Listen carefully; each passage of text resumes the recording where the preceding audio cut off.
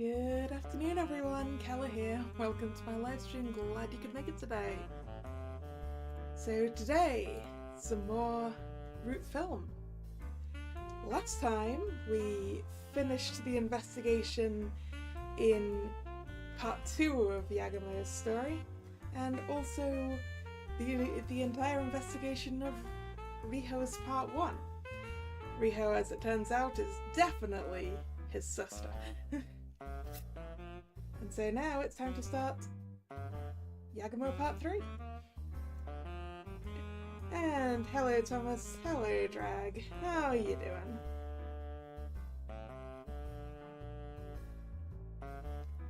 Yeah, ほんとはじけたじゃないマックスちゃん。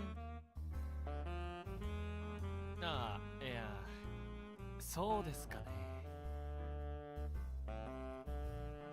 そうだよ。津和野で起きた不可解な心中事件。それをマックスちゃんがバシッと解決しちゃったんでしょ。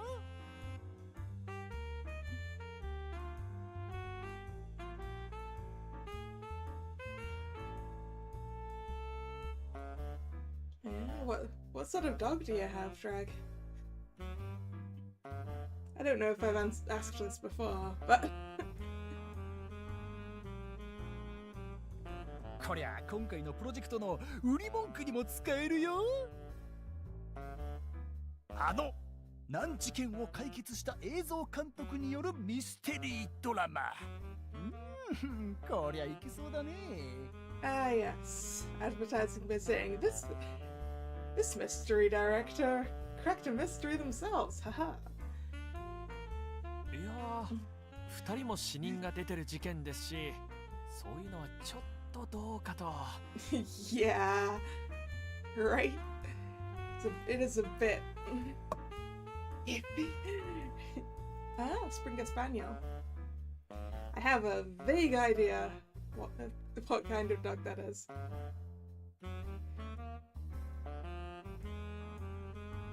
Vaguely.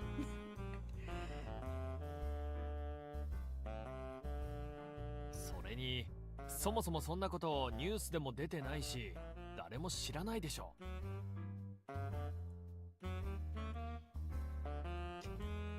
そんなことないよ。そりゃ確かに大手新聞やテレビニュースじゃマックスちゃんのこと触れてないけどさ、週刊誌なんかじゃほら。Isagami spreads the magazines out on the table. The Weekly Scoop, The Weekly Day, The Weekly Potato.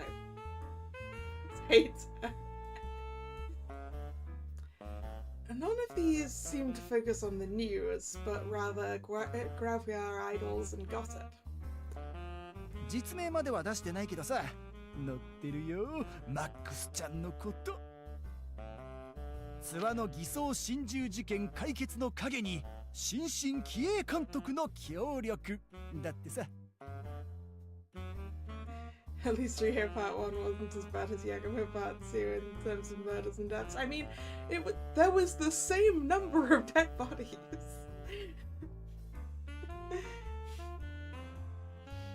Both of them had 2 dead bodies.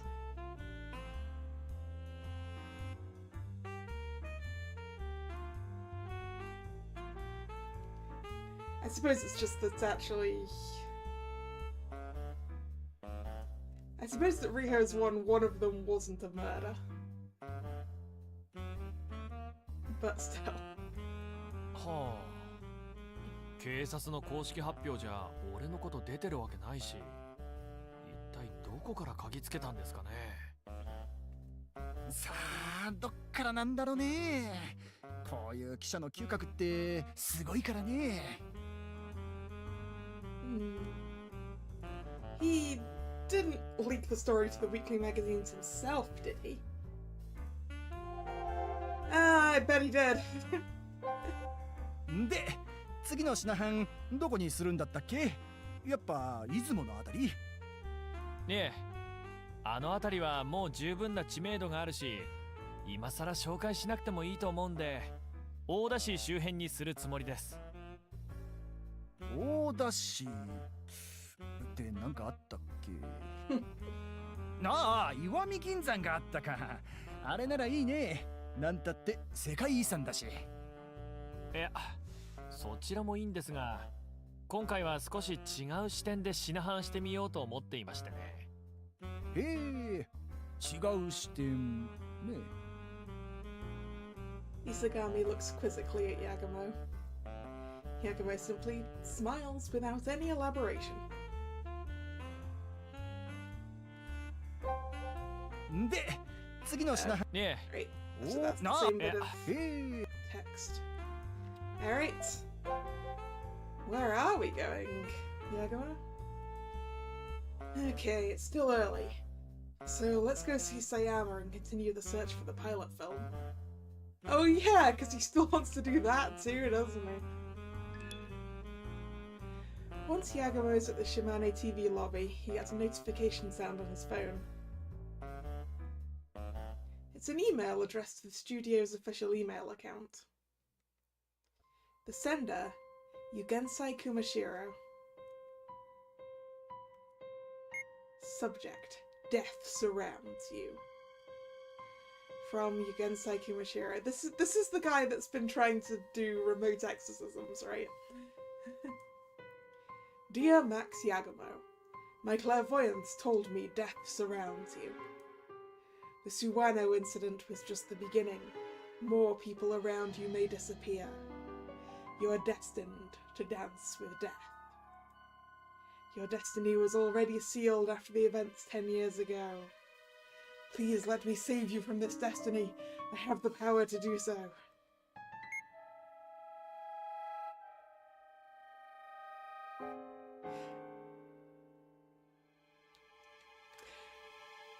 "49 degrees Celsius, Thomas. Yikes. Yikes. That is definitely the sort of temperature that would murder me. I'm so glad it stopped being heatwavy here."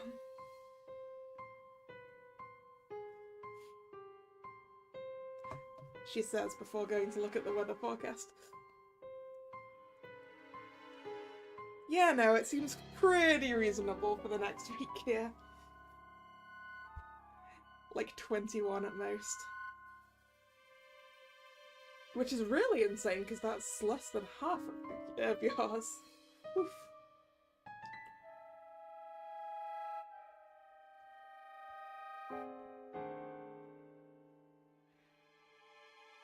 It's just the usual July. Oof.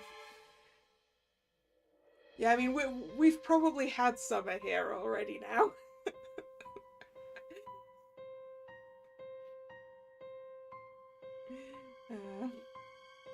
That's sort of a joke.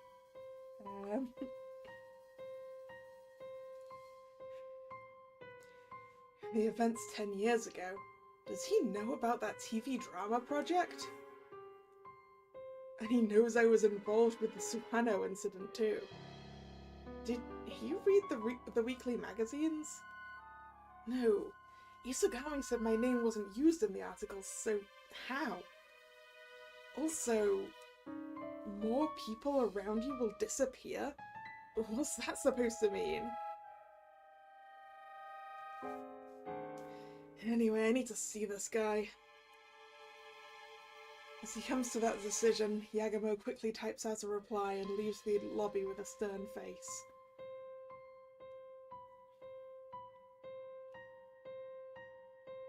Alright, to the archives!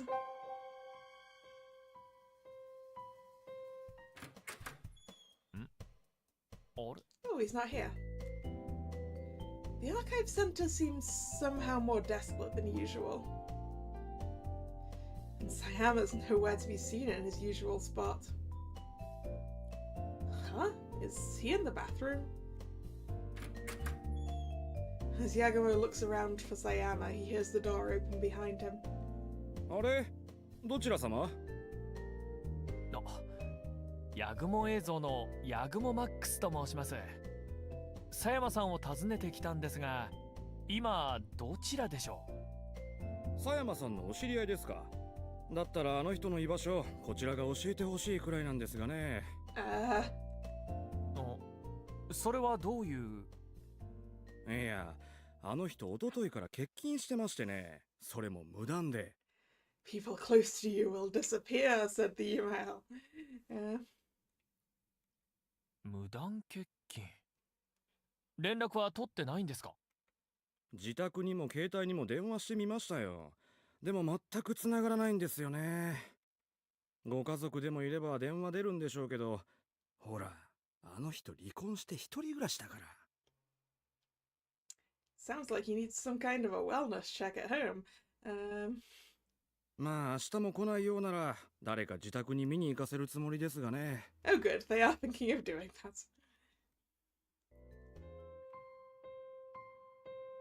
An unfamiliar unease spreads in Yagumo's chest.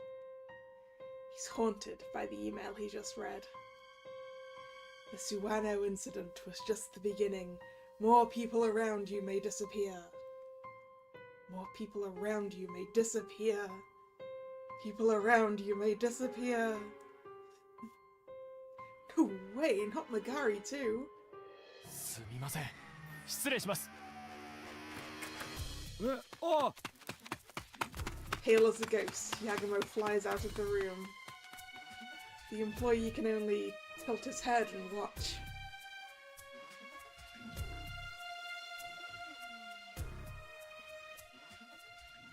No, Magari. She'll be fine, right? Back at the office, Yagumo kicks off his shoes and rushes into the reception room. マーガリー、マーガリー、いるか？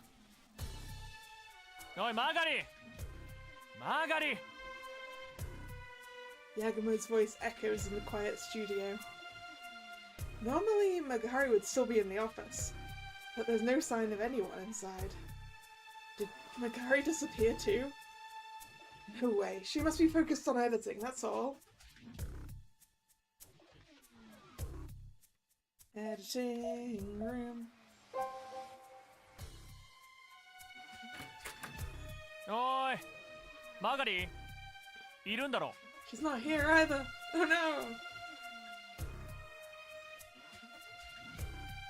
Using a calm tone to hide his inner fear, Yagumo enters the editing room. But she's not there. The computer monitor simply illuminates the room blue. いない？ Yagumo slowly approaches the editing desk and looks around. Beside the desk is a half-finished cup of coffee that she must have brewed. Or maybe she's in the loo. When Yagumo picks up the cup, it's completely cold, the cream congealed. Okay, maybe not then. This means she couldn't have stepped outside for a quick shopping trip.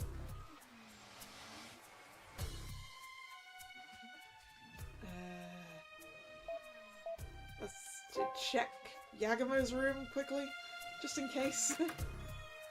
Magari's not here, huh? Not gonna come here through the front door, huh? Guess that figures.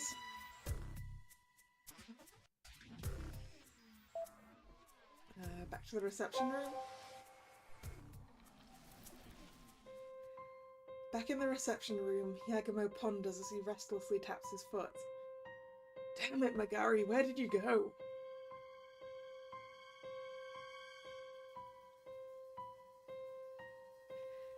She didn't really disappear, did she?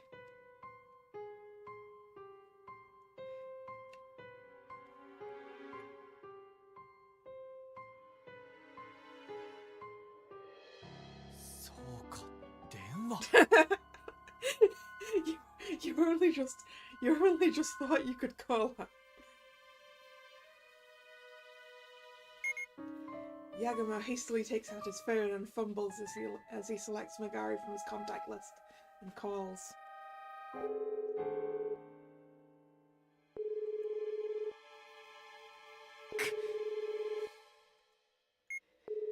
When he gets her answering machine message, Yagumo hangs up and quickly redials. Ah yes, the strategy for if the person you're calling has do not disturb on and it doesn't make a noise the first time. くっそ、なんで出ないんだ。マガリ、出ろ、出ろ。 Yagumo shouts impatiently at his phone. And then... うっさいなあ。同じ事務所の中で何電話してんすか？ See, she's fine. おい。 Also, that's a different outfit.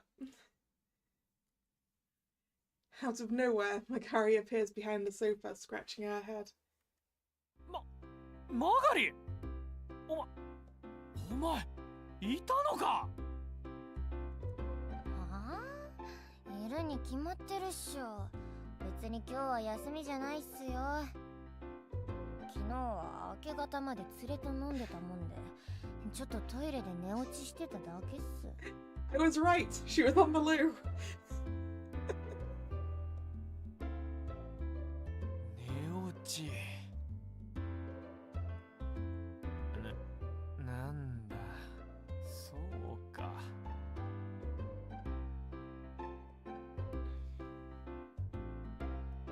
そうか。ああ。 Makari stares dubiously as Yagumo limply plops onto the sofa.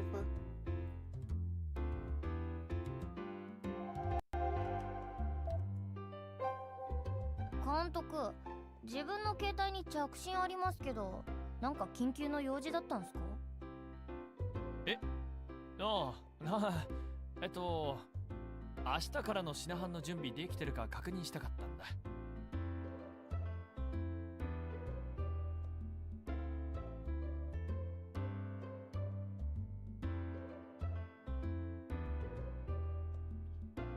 I'm assuming that the way to Yagumo's room isn't through a bathroom.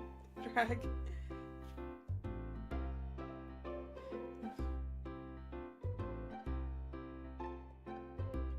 But yeah, I'm guessing there's probably more than one. Actually, maybe not. It depends, I guess.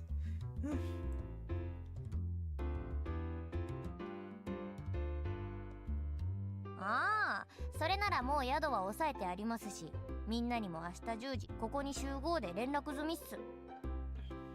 そっか。ならばっちりだな。夜神楽の方は監督の方にお任せでいいんすよね。ああ、今回上演する三峰社中に映像学校時代の同期がいるからな。そう撮影したいと伝えたらカメラの場所も確保しといてくれるそうだ。へえ、そりゃありがたいっすね。つか、映像学校の同期ってその人はもう映像の仕事はしてないんすか？どうなんだろう。夜神楽の社中は専門でやるもんじゃないから何か別の仕事はしてると思うんだが、こちらの業界で最近噂は聞かないな。ああ、まあ映像の学校出てもそのままそういう仕事続けられるのって少ないっすもんね。自分の同期なんてもうほとんど別の業種に行っちゃってますよ。そういう意味じゃ俺もマガリもこっちの仕事やれててラッキーな部類なんだろうな。まあそうっすね。好きなことやれてるし、安月給っすけどもうすぐボーナスも出るし。え？もうすぐボーナス出るんすよね。面接の時言ってたっしょ。8月末にはボーナスも出すよって。何固まってんだこら。Is this gonna be the same conversation? ところで明日の件なんだが、ボーナスの件がまだ終わってないっすよ。いやそれはそれとしてちゃんとするから。ほんとっすか？ほんと。それより明日からの品班またひとあちゃん合流してくれるのか？一旦モデルの仕事で東京戻ってるんだろ？ああ、それなら大丈夫って言ってました。東京の仕事はもう終わって今は岡山にいるから明日そのままここに集合できるって。岡山？そっちも仕事か？じゃないっすかね。遊園地にいる写真インスタにアップしてたし、多分ポスターとかキャンペーンの仕事じゃないっすか。 Amusement park.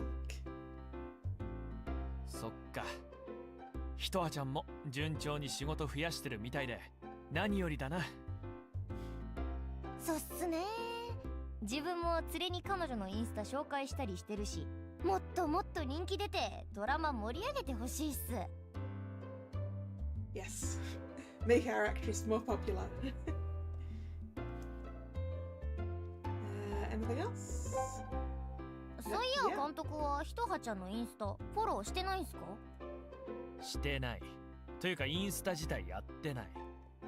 ダメじゃないっすか。大事な主演女優さんなんすから、ちゃんといいねして盛り上げてあげないと。いや、インスタって言っても投稿するような写真も別にないしな。投稿しなくてもいいんすよ。赤作っていいね押すだけで。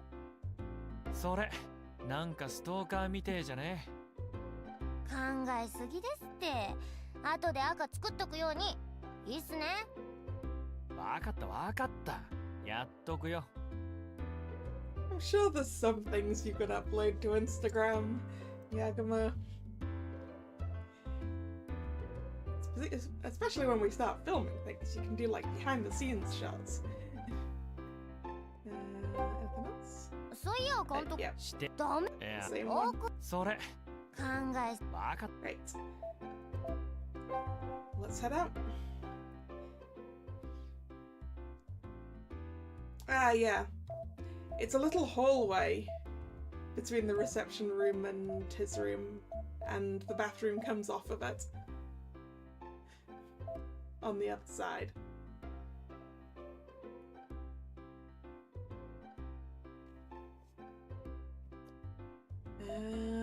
Let's go to Yagumo's room. は Yagumo boots up the computer and sighs. For crying out loud, Nagari, don't give me a heart attack. I guess maybe I'm the idiot for taking that shady shaman's email seriously. Right, not like Sayama disappeared either, he's just been absent for a few days. Eventually his computer boots up and he receives 2 new email notifications. Speak of the devil? Subject: tomorrow I will show you my power.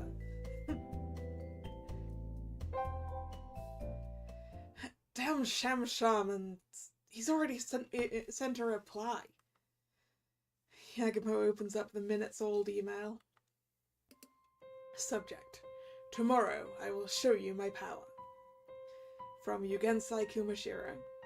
Dear Max Yagumo, I am relieved you finally responded to my email. This may be my first step to saving your soul. But for true salvation, you must deepen your trust in me and strengthen our bond. Please tell me where I can meet you tomorrow. Look for someone with a crutch. It's pretentious as ever, I see. But this guy knows something about the project from 10 years ago. I have to meet him and get him to talk. Yagumo types out an outline of tomorrow's location hunting schedule and presses send. Are you sure you should give this weirdo everywhere you're going to be tomorrow? We have subject: I'm in trouble. From Sakia. I'm in a bit of trouble, but I'm enjoying Shimane. And with my manager too. Oh, I thought Sakia was just visiting home, but she's with her manager? I guess she really is here for that project.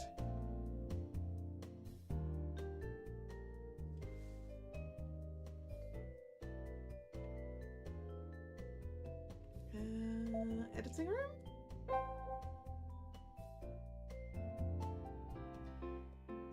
the monitor's light coldly shines in the quiet editing room. Okay, reception room then.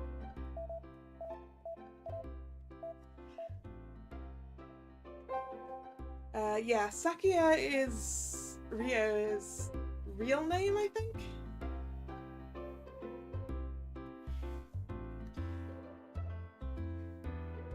Because she's got a pseudonym for her acting, which I guess is Rio.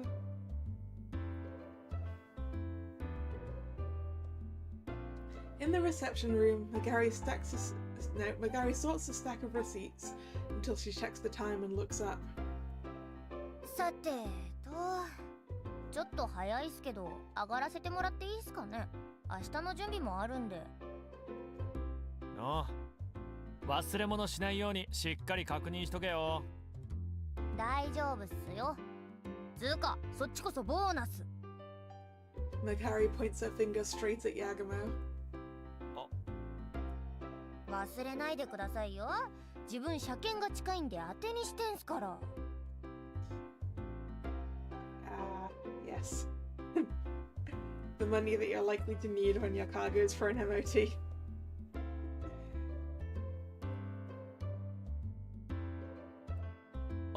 お、分かってるって。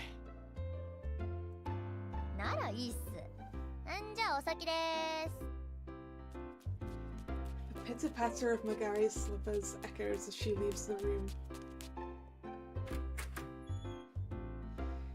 Once he hears the door close, Yagumo plops down onto the sofa.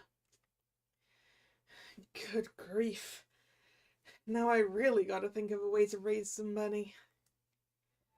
But the more pressing matter is that sham shaman. Just what sort of guy's gonna show up tomorrow?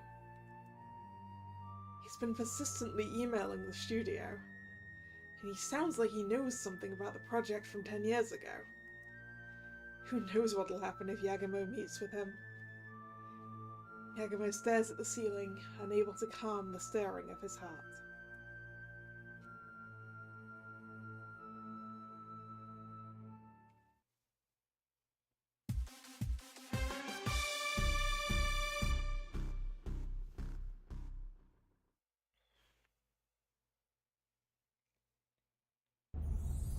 The next morning, everyone boards Yagumo's station wagon on time, and they head down the mountainous freeway to Oda. Oda is about an hour's drive from the studio in Matsue, meaning it's not as far as Suwano was, and perhaps as a result, everyone's relaxed. ひとはちゃん、こっちには昨日戻ってきたの？ It amuses me that the girls both have new outfits, and the guys are just wearing the same thing.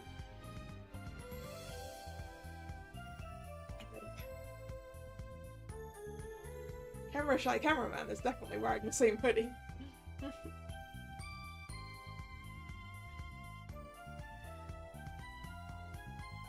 いえ、早朝に高速バス使ってきました。6時20分の便に乗ったらちょうど集合時間にこちらに到着できそうだったんで。6時20分ってめっちゃ早起きじゃん。あんまり寝てないんじゃないの？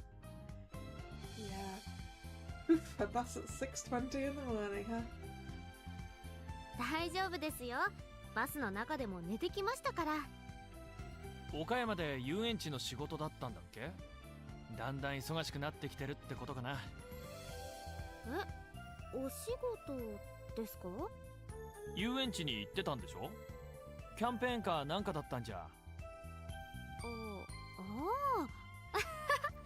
違いますよ。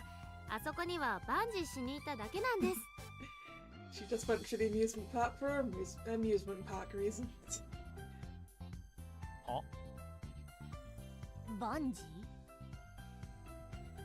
ー？バンジーって芸人とかが罰ゲームでよくやってる？そうですそうです。岡山に中国地方で唯一バンジージャンプを体験できる場所があるんですよ。急にバンジージャンプ体験してみたいなって思いついて、近くにないかなって調べたら見つけたんです。ああ。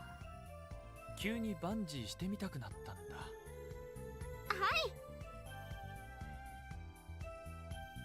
This girl's stranger than that sham shaman. Mitsuha gives a carefree smile as everyone else looks at her, somewhat confused. As she grows ever more mysterious, Studio Yagumo heads towards Oda City, to the region once known as Iwami Province.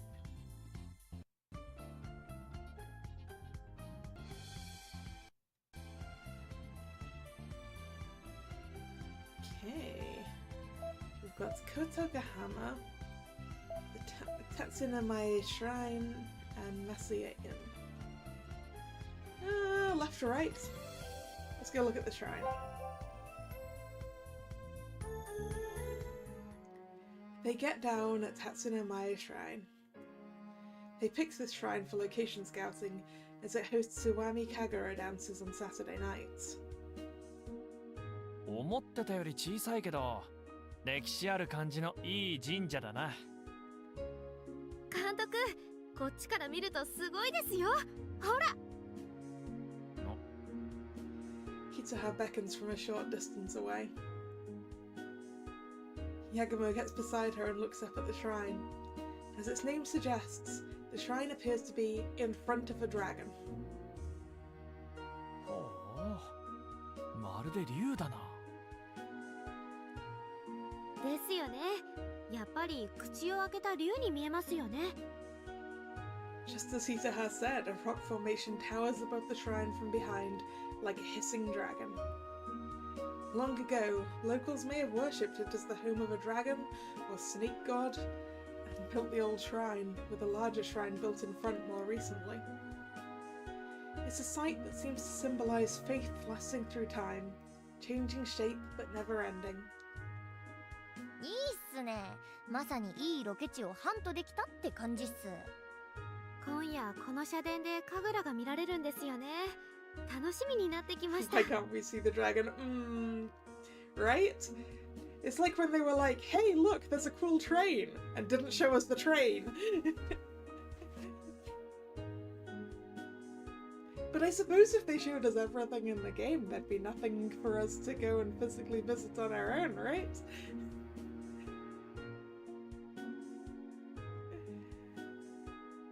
楽しみにしてくれていいと思うよ。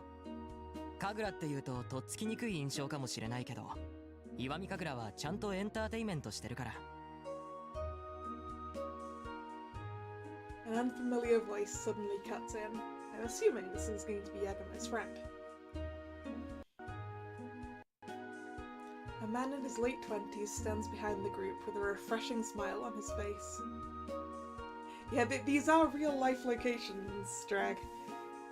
Everywhere they go in this game and in Root Letter is a real-life location, and I'm pretty sure these games are literally designed to attract tourists.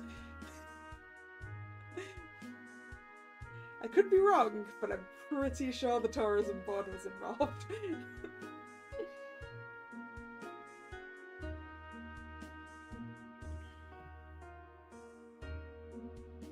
Specifically, I think these backgrounds are like painted over real life photos as well.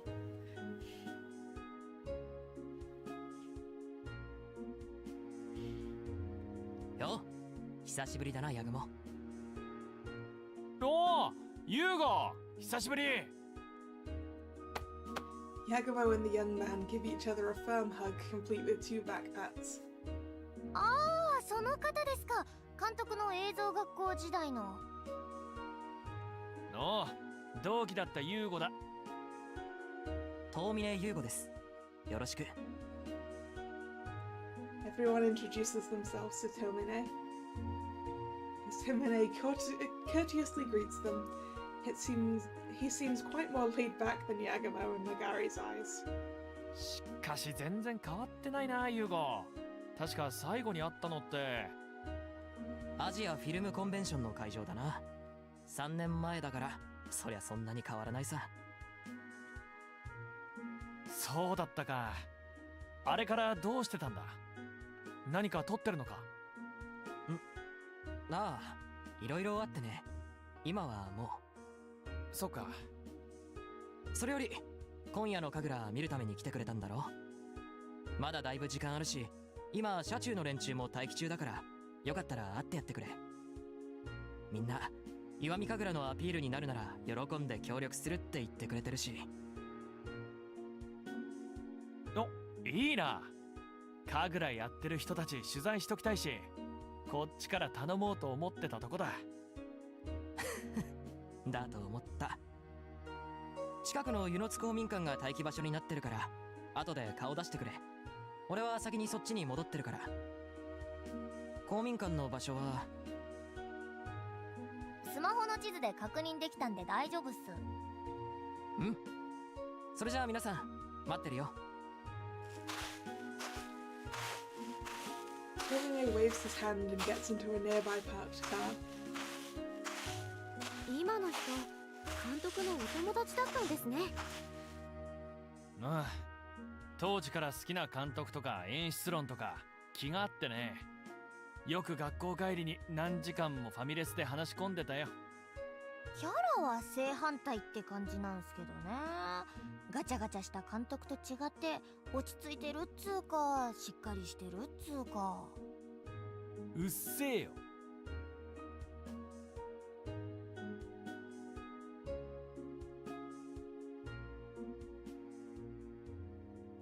Right, that's the community centre there. Right, let's go to the inn and dump our baggage, right? ここっすね。今回の品販用に抑えた宿。渋いですね。歴史ありそう。明治時代からやってるんで100年ぐらいかな。なんとかって元首相も泊まったことがあるそうっすよ。Prime Minister, what's his face? Love you, Magari.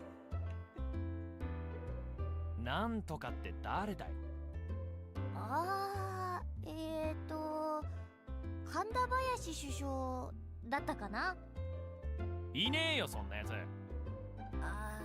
じゃなくて八重樫。誰だよ。あ、お客さん出てきますよ。おっと、失礼。As Studio Yagumo gets rowdy in the lobby, they realize they're blocking an inn guest's path and hastily make way and acknowledge him. どうも。The elderly guest smiles and passes through before starting to hold a video camera at the ready. Whoa! For some reason, he catches Yagumo's attention. Yagumo sighs in admiration and nudges Kanade. おい、かなで。あの人。あれ、素人じゃねえな。構えも胴にいってるし、体の軸から手先まで全然ブレがないです。An experienced cameraman, huh? それに肩の筋肉のつき方、どう見ても職業カメラマンのそれっすね。うん。今はプライベートみたいだが、同業者かもな。After admiring the man's stance for a while, Yagumo starts murmuring once again. ところで奏よ。す。お前、一応長ゼリフ喋れたんだな。す。A complete sentence out of Kanade, huh?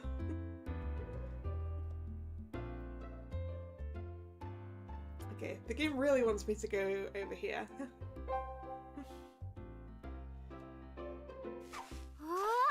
本当になる Ah, singing sand. めっちゃ綺麗な音するっしょ。今日はいい天気だから特に。A musical sound rings out from the sand underfoot. These are the singing sands of Kotagahama, where legends say you can still hear the koto played by the runaway princess of the Heike clan. 私、ここ前から来たかったんですよね。連れてきてもらってよかったです。わかるわかる。あれっしょ。そう、あれです。砂時 Hitoha and Magari point at each other and laugh when they say the same thing at the same time. Huh? It seems the two girls are sharing an in-joke about something Yagumo's unfamiliar with. どう？ひとはちゃん、満足できた？はい、無理言って連れてきてもらってよかったです。うんうん。本来シナハンの予定地じゃなかったんだが、他ならぬひとはちゃんの頼みだからな。わざわざここへ寄り道したってわけだ。わかっ。ええ。なんすかその恩着せがましい言い方は。そりゃもちろん。約束をな、果たしてもらおうと思ってな。約束？本当に取るんですか？もちろん。むしろこっからが本番だからな。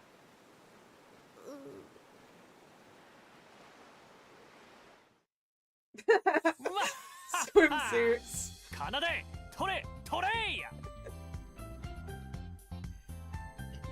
Hey, look, it's the beach episode.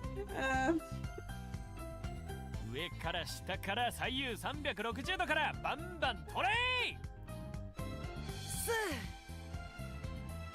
Underneath the blue sky, Hitaha's body sparkles in a swimsuit. Well, her facial expression is stiff at first. She gradually starts smiling after frolicking in the waves with Magari. 監督さん、すっごく気持ちいいですよ。一緒に海に入りましょうよ。そうっすよ。いつまでもそうやって離れて撮影されてると変態みたいに見えてくるっす。誰が変態だ。これも大事な仕事だぞ。事務所の許可さえ取れりゃ、これ特典映像の売りにするんだからな。Bonus footage, huh? 特典映像はいいっすけど、自分結構見切れちゃってないっすかね。大丈夫だ。お前は後でモザイクかけとくから。嫌っすよ。この格好にモザイクかけたらなんか変な感じになるでしょうが。だったらなしでもいいぞ。大丈夫。見切れたってお前くらいだとひとあちゃんの引き立て役としてちょうどいいからな。なっはっは。あー、なるほど、引き立て役ね。そうそう。わっはっは。うっせ。You deserved that, Yagumo. Magari's kick lands square in Yagumo's gut, causing him to keel over in pain. Kanade looks on in pity, camera still in hand.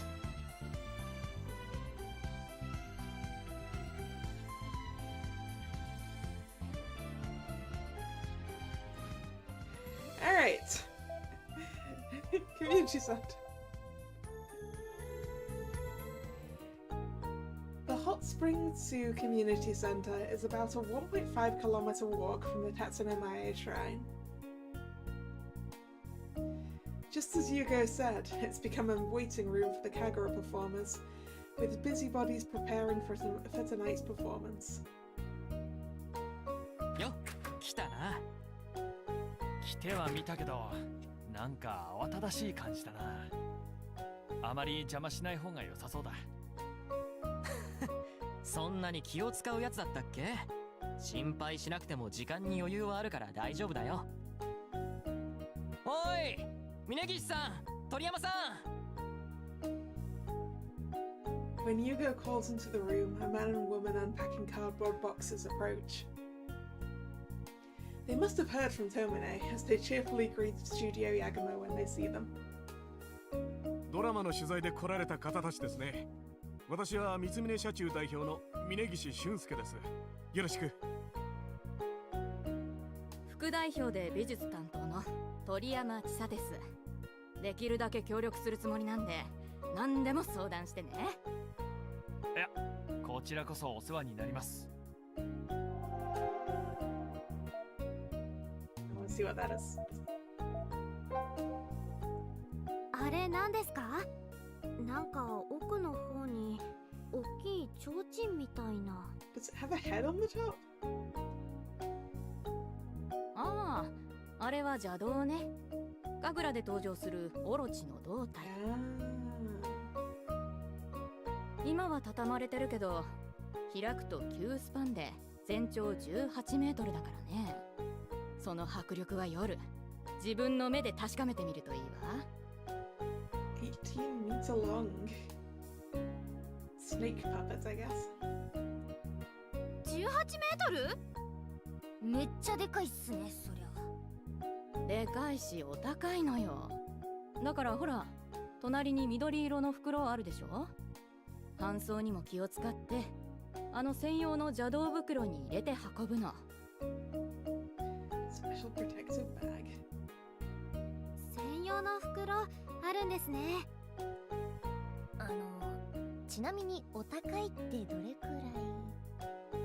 ここだけの話、頭部と胴体合わせてお値段を4万円。A lot of money. 自分の給料2ヶ月分超えてるっす。私もです。駆け出しの女優なんてお給料、スズメの涙ですから。It could have been 50. They kind of edited out the what was actually before the TY. So, I mean, it's clearly minimum 20,000. Maximum 90,000, I suppose.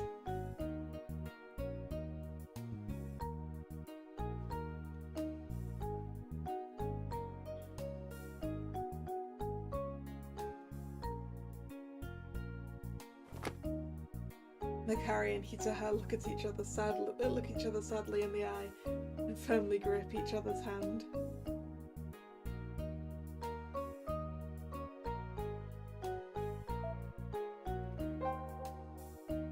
あそこの段ボール、あれに面とか衣装が入ってるんですか？あれに入ってるのは小道具だけね。面とか衣装はちゃんと専用のケースに入れて運ぶのよ。なんせ高いから傷とかついたら困るし。Sounds like there's a lot of expensive things here. へえ、専用ケースなんてあるんですね。例えば面だと面カバンって呼ばれてるケースがあるんだよ。うちではビューティーケースを代用品として使ってるけどな。知らないことたくさんあって面白いな。Right, let's actually talk to people now.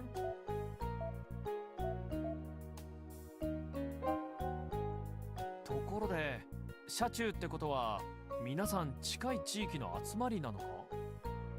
ああ、いや、そういうとこの方が多いだろうけど、俺たちはバラバラだよ。だから車中の名前も地域名じゃなくて3人の名前から取ってるんだ。ほら、俺が遠峰だろ。そして代表の峯岸さん、副代表の鳥山さん。何か気づかないか？ああ、そういや全員山に関連する文字が名字に入ってるな。そう、それで三峰車中ってわけさ。なるほど、なかなか気が利いてるな。It's quite clever. Yagumo signals Kanade to roll the camera and starts talking to Minegishi. それじゃあ代表の峯岸さん、神楽車中についてちょっと教えていただけますか？ああ、はい。ちょっとカメラ向けられてると緊張しますね。いや、まあこれはただの取材用撮影ですから、普段通り話していただいていいですよ。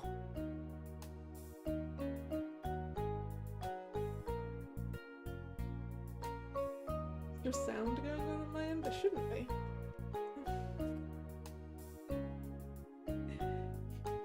The game sounds on headphones, so it shouldn't be making it to the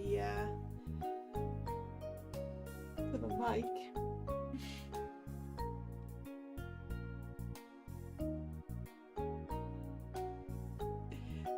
Maybe my lighting's just not very good.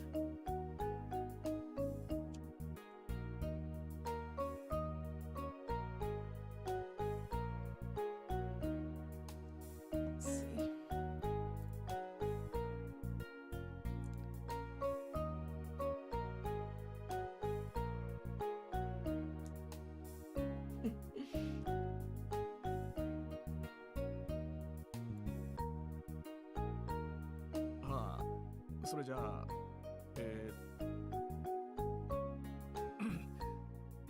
ここ島根にはいくつかの神楽が残ってまして、出雲神楽や沖ノ島の神楽があるんですが、その中でも一番豪華な演出で舞を行うのがこの石見神楽です。その伝統を守って広く伝えていこうというのが我々神楽社中でして、我々の他にも100以上の社中が現在活動しております。県内だけじゃなくて東京でも経験者が集まって社中を作ってたりするんですよ。知らなかったな。随分盛んなんですね。まあ地域の交流の場でもありますからね。社中のメンバーも小学生から社会人まで幅広いですよ。ああ、それで小さい子たちもいるんですね。There've been elementary school age kids coming in and out of the building, so apparently those were troop members too. とこんなとこですけど、今みたいな感じでよかったですか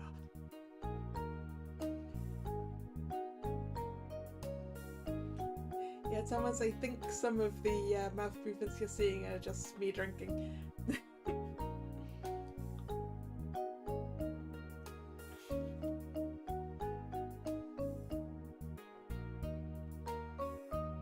ああ、大丈夫ですよ。簡潔で分かりやすい説明でした。ありがとうございます。そうですか。よかった。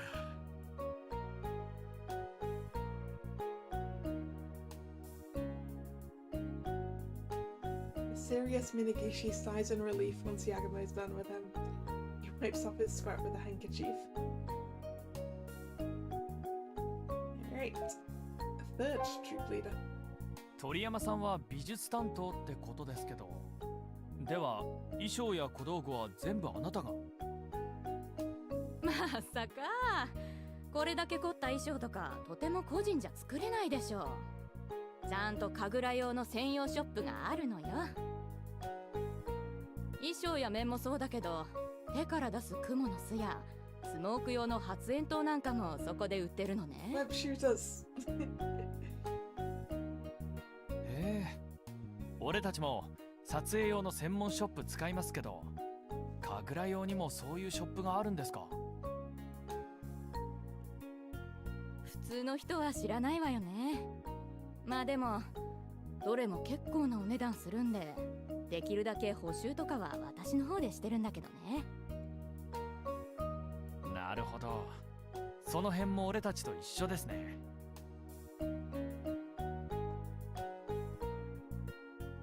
Do these three have anything more to tell us? しかしマックスは相変わらずマックスって感じだな。学生時代と変わってない。それ喜んでいいのか？褒めてるんだよ。なんだか今も全力で物事に取り組んでるって見える。なあ、まあそう見えてるんなら嬉しいかな。社会に出ていろいろと経験したら、だんだん自分がおとなしくなってきてる気がしてたんだ。大丈夫。相変わらずお前は何でも全力のマックスのままだよ。Max is still Max. そっか。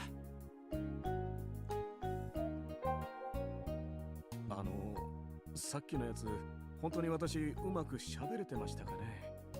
いや、大丈夫ですって。聞きやすい、いい喋りでしたよ。ならいいんですが、どうもこういうの私昔から苦手で。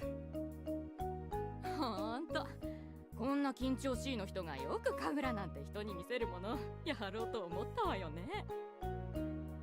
いやいや、あれは面をつけてるからいいんだよ。素顔だったら緊張してとてもとても。Yeah, I can understand being a lot less nervous wearing a mask to perform.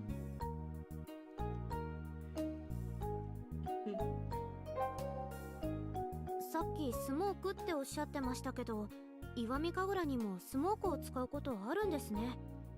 使うわよ。そういう演目は迫力あるからお客さんからの人気も高いわね。今夜の演目では。もちろんガンガンに使うやつが演目にあるわよ。楽しみにしてて。はい、楽しみにしてます。Anything more? しかしマックスは褒めなあ。大丈夫。そっか。いやならいやいや。さっきスモーク Okay, that's everything that they're going to tell us. Anything more with the stuff over here? Several boxes filled with props against the wall. How many performances are there tonight? There's going to be a ton of props in those boxes. It's not their main job or anything, but it seems pretty serious to me.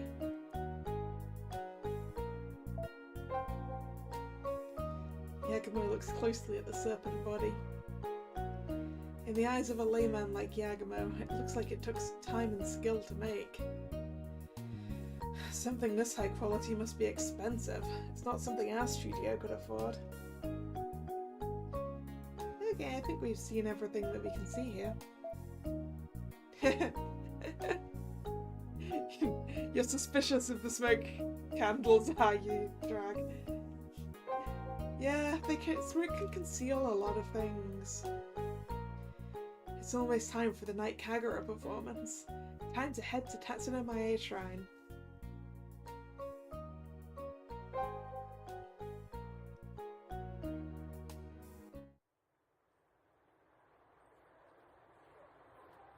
It's already time for the night Kagura, huh? I kept my eye out for that sham shaman, but I didn't find anyone matching his description. Yagumo thinks to himself while walking towards Tatsuno Mae Shrine when suddenly a sham shaman? No. Yagumo suddenly stops. His eyes pop open when he sees a man with a crutch standing by the hand-washing station in the crowd. Please tell me where I can meet you tomorrow. Look for someone with a crutch. どうしたんですか、監督。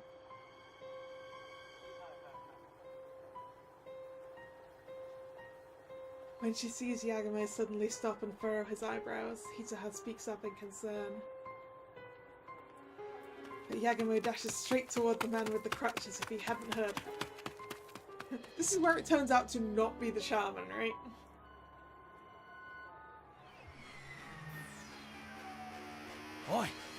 Oi, Anta!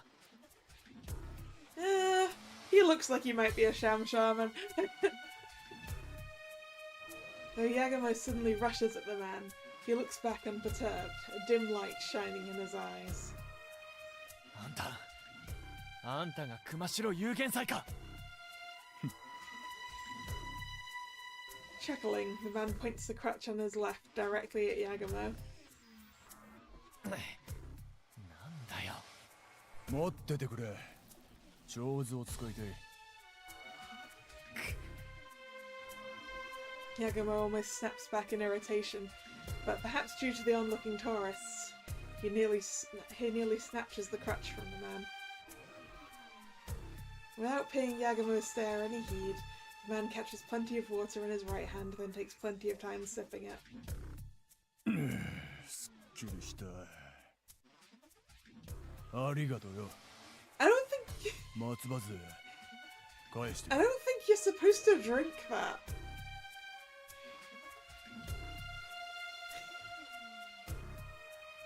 Oi. なんだい。もったいつけるなよ。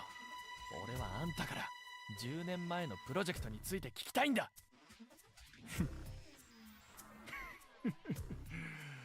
やっぱりそれが気になるか。てめえ。わかってるって。そんなに睨むなよ。もうすぐ神楽が始まっちまうぜ。それを見てからゆっくりと差しで話をしようや。そんなに待てるか。今ここで聞かせてくれ。ダメだな。長い話になる。全ては神楽が終わってからだ。I'm not convinced by this guy. 大丈夫、逃げやしねえよ。それにほら、あんたのお仲間がいぶかしんでるぜ。ほっといていいのかい？ You should really sleep, Thomas.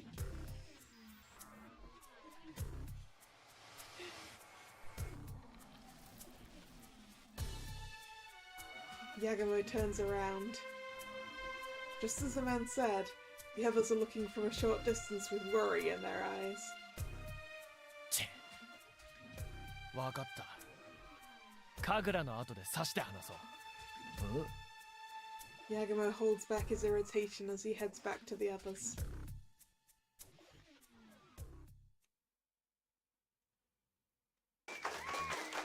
Oh. Crowd cheers. First on tonight's program, Ebisu. This story, it depicts Ebisu, otherwise known as Yae Kotoshiranishi, as he fishes. There's a reason why this performance is popular. During the performance, Kotoshiranishi scatters candies into the audience as talismans. エビスさん、こっちもこっちも。取れました、取れました。 Ah, your strategy for dealing with the heat is to become nocturnal, huh?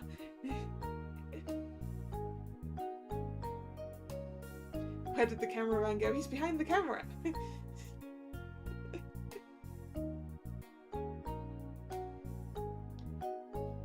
Not only do the children enjoy the talismans, but the adults enjoy raising their hands to get the candy too.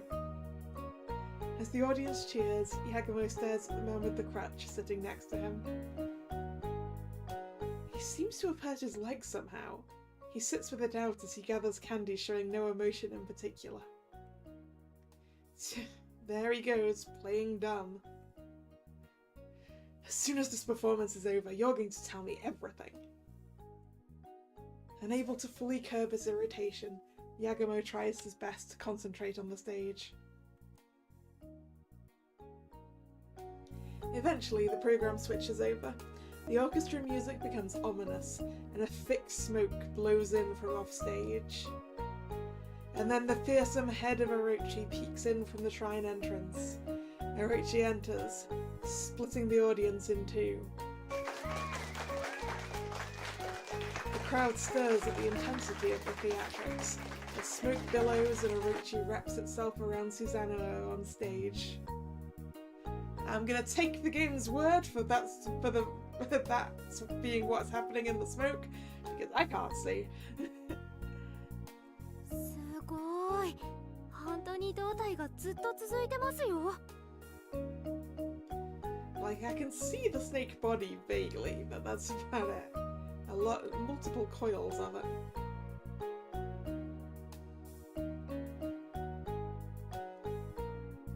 そりゃいいけど、スモークがすごすぎてちょっとよく見えないかも。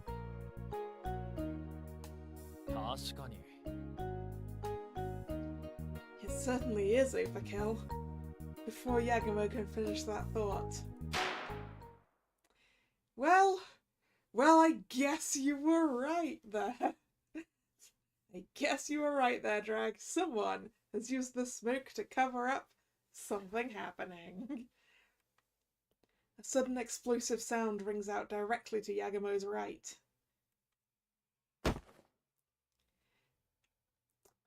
Someone has used the smoke to murder our shaman.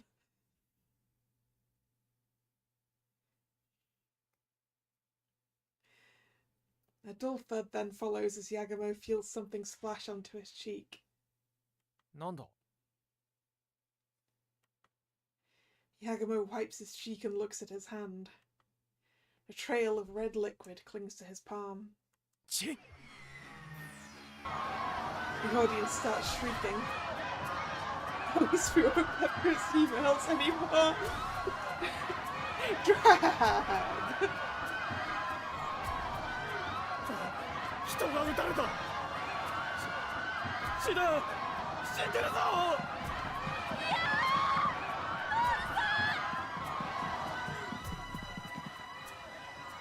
Yagumo looks beside him. The man with the crutch has collapsed. Underneath his motionless body spreads a puddle of red on the tatami mat. おいおい Yagumo places his hand on the man's neck. He's already cold to the touch, with no visible pulse. That's really fast! なんだよなんだってんだこれはおいおいてめえには喋ってもらわなきゃならないことがあんだよ Yagumo screams and shakes the man's body, but to no response. 死んでるんすか？ Before Yagumo can answer, another explosive sound rings out somewhere in the smoke-filled shrine. まだ銃撃ってる奴がいるぞ。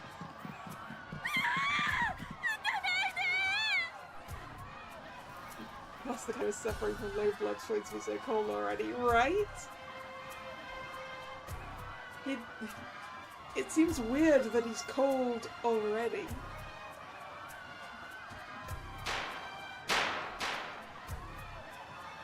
The shrine falls deeper into panic as the sound of what seems to be gunshots continues. 逃げろ。撃たれるぞ。早く外へ。ひとちゃんマガリ奏で外に逃げるぞはい。視線を低くして早く逃げるっす。 As per Magari's instructions, they stoop down and rush out of the shrine hand in hand.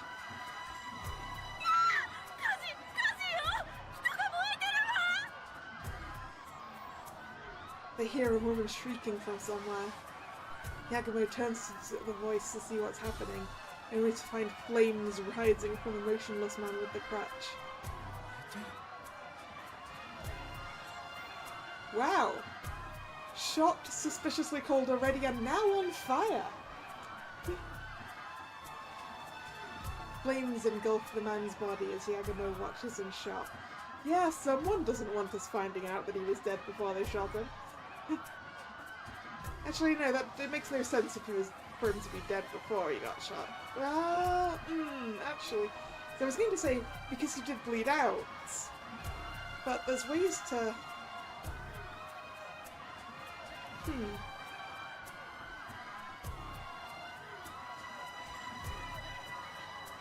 But eventually, even that horrific sight becomes hidden in the smoke.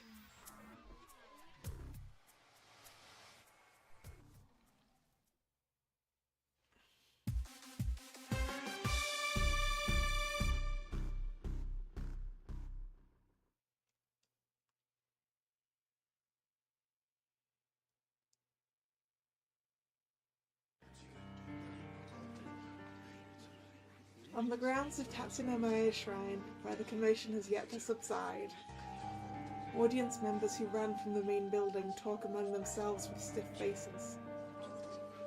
Who's our local detectives going to be this time? Good question. Also, speaking of detectives, Yagumo clearly has the main ability of any detective in a story. The ability to go somewhere and for someone to die.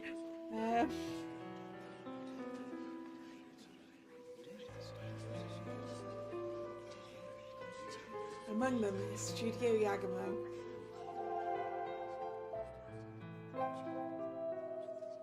Kitaha speaks up as she looks around anxiously. 犯人まだ辺りにいるんでしょうか。どうかな観客あたりに紛れ込んでるのかもしれないしもうとっくに逃げたのかもよくわからないけどあの時聞こえたの銃声みたいでした。銃を持ってる犯人が近くにいるかもと思うとちょっと怖いです。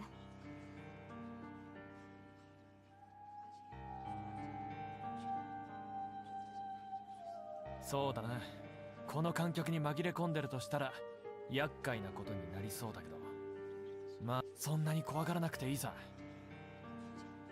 そうですね。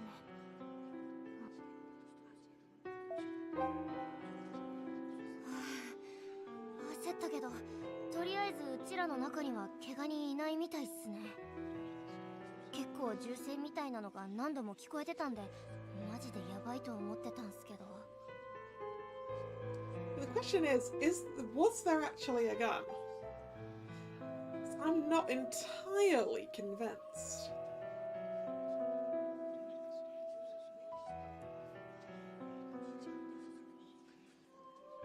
I can't really explain why I'm not entirely convinced, but I'm not.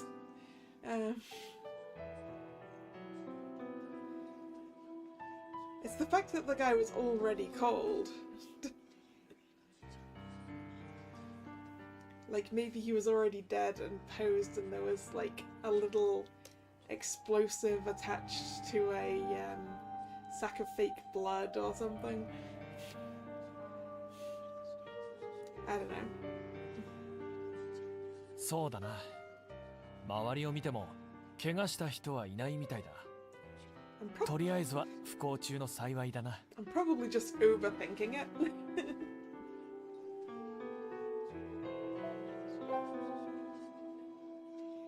Yagumo finds familiar faces huddled up, like Tomine, Minagishi and Toriyama, who have probably escaped from the back. During the panic, they probably tried to salvage anything valuable, like costumes and props, as they're holding boxes and cases. Ooh, they don't seem to have the case for the really, really expensive serpent.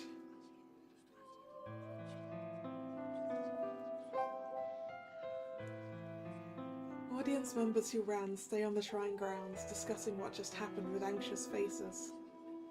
It seems everyone's too shocked to leave the area. Seems nobody's tried to sneak away. Well, that'll help the witness interview process when the police arrive. 社電で火も出たみたいですけど、誰か通報してますよね。とは思うけど、傍観者効果で誰かが通報しただろうと全員思って誰も通報してないなんてこともありそうだな。それじゃあ私通報しておきますね。別に複数の通報があるからって困ることもないんだ。やっといた方がいい。は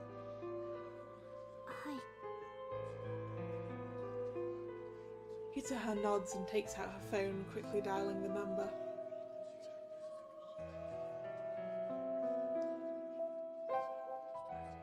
Kantoku, 社電の煙晴れてきましたよ。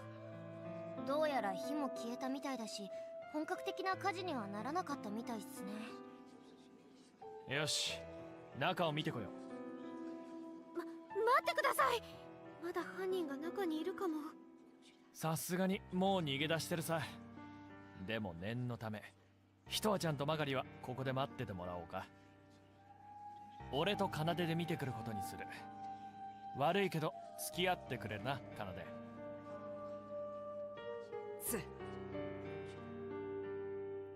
Yes, bring Kanade with us. Because we need a video of the crime scene so that we can analyze it later. They step into the building, where a thin coat of smoke still persists. Signs of the earlier panic still remain, like floor cushions, audience belongings, and the candies scattered by Ebisu. 社殿の中は燃えた様子がないな。It's kind of surprising that not a lot burned. I mean, it was tatami mats and everything. You'd think they'd be kind of flammable. 監督。As Yagumo looks around, Kanade points somewhere with his camera. Is the body gone? No, I'm guessing it's still there. Okay. There's no way. There is no way. You don't reduce an entire human body to ashes that easily without setting anything else on fire. this was a severe setup. Where the man with the crutch was shot. It's an all too bizarre sight. なんだこりゃ。 Vaguely human-shaped ashen remains, with the left hand remaining as is from a cross-section at the wrist. これ。お。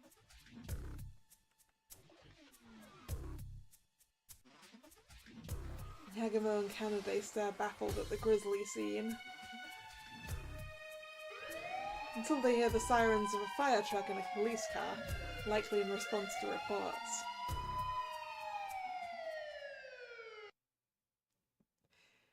I think this shaman's having it having a mess around with us. It's these two knuckleheads again.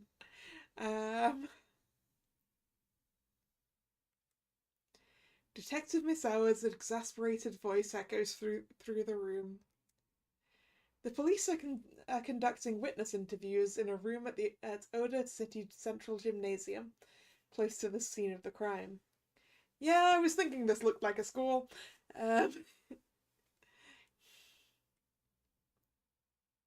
そう言われても、こっちもたまたまとしか。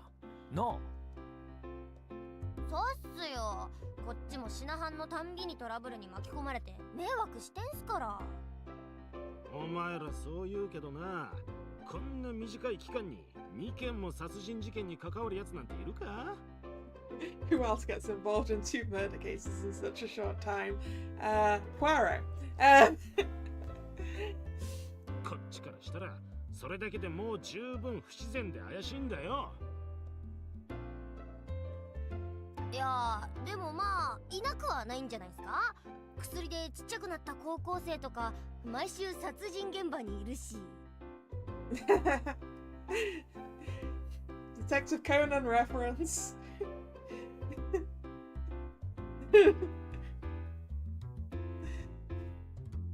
有名な探偵さんの孫とかもそうですよね。Famous detective's grandkid must be a Sherlock Holmes spin-off sort of thing. I can't remember who that is in terms of Japanese media. そりゃ漫画だろうが。まったく。だいたい一葉さん、そもそもあなたのような人がこういう連中と行動を共にしてることが良くないんです。Ah, yeah, case closed. That's what it's called, right? The Detective Conan.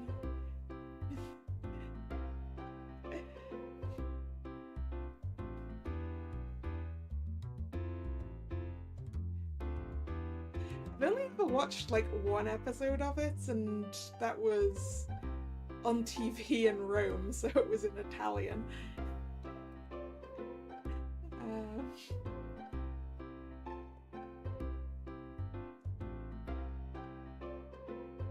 タレントとしての経歴に傷がつく前に、こいつらとは距離を置くべきです。はあ。手をにぎにぎするのやめてもらっていいですか？あ、これは失礼。つい。Yeah, this is the handshake event, Keijino. Keijino apologizes but doesn't let go. So in retaliation, Yagumo hits his wrist with a chop.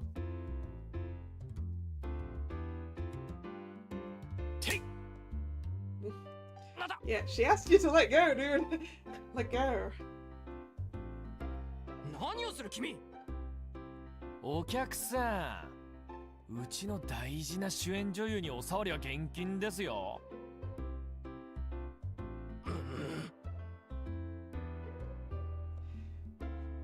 I wonder if that clock on the wall is accurate to the time in the scene. Because that's 1:05. I'm guessing in the morning. 何かご不満でも？ Yagumo and Keishino glare at each other at a distance that their foreheads nearly touch. Misawa forces his way between the two and speaks to Yagumo. ああ、もういいもういい。じゃれ合ってないで離れろ、二人とも。とりあえず、お前らは一通り事情聴取も済んだからな。帰っていいぞ。はあ。じゃあ帰りますけど、さっきお願いした件忘れないでくださいよ。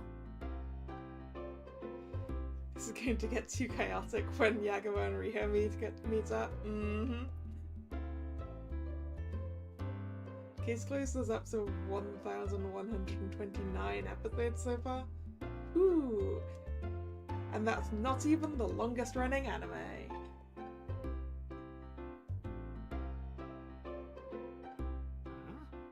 被害者の身元が分かったら教えろってやつか。ねえ、こっちは今回も撮影したデータ提出してるし、前回の事件だって協力したでしょ。それぐらいは教えてくれたっていいと思いますが。はあ、分かった分かった。身元が判明したら教えてやるよ。まだ聴取しなきゃならん連中はいっぱいいるんだ。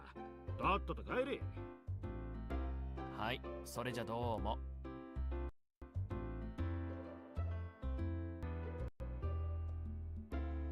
By the time they leave the general gymnasium, the sun is already high up in the sky.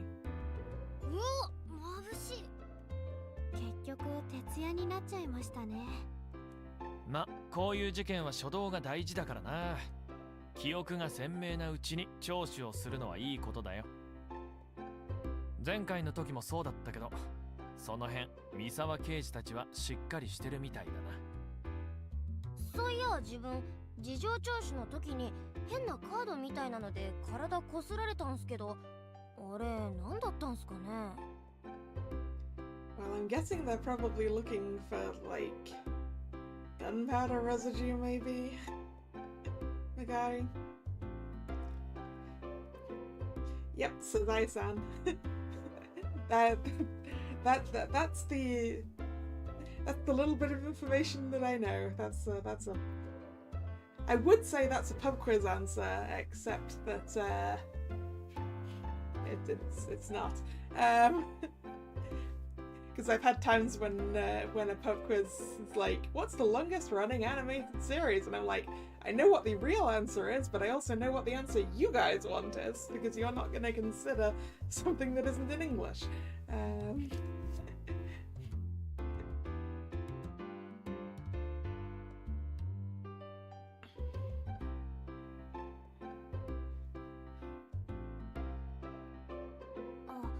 私もされて不思議だったんですけど、アイネさんもですか？ひとはちゃんも？じゃあ何か意味があるってことなんかな。多分硝煙反応を調べたんだろ。俺もやられたし、多分あそこにいた全員にやってるはずだ。I was right, gunshot residue. 今回の被害者は撃たれて死んだ可能性が高いからな。おー、あれそういうことだったんすか。硝煙反応なんて本当にミステリーものの世界みたい。でも凶器が拳銃だったら社殿の外にいた人でも犯人の可能性あるんじゃないですか？ In theory, yes. どうかな。彼の前後は観光客で囲まれてたし、それをピンポイントで屋外から狙うなんてそうそうできるもんじゃない。確かに。ということは犯人は彼の近くにいた人物？つうか監督が犯人だったりして。ねえよ。俺が犯人だったらもっとうまいこと。Before Yagumo could finish that thought, he lets out a big yawn. つか眠いな。Indeed. Yawning is contagious. とりあえず一旦宿に戻って仮眠取ろどうっす。ほんでその後は？う。もちろんこの事件を調べるさ。みんなもそのつもりだろ。As Yagumo grins, everyone nods without hesitation.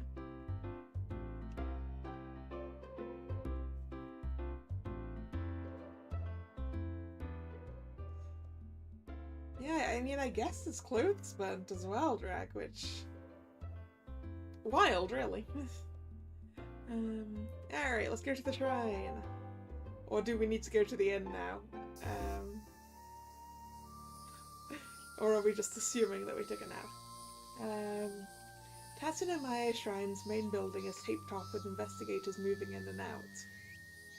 Among the onlookers is Yugo Tomine. よう、ユーゴ。昨夜は大変だったな。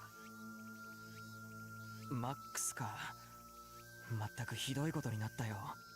せっかくお前に石見神楽を楽しんでもらおうと思ったのに。ああ、いや、それは気にしなくていい。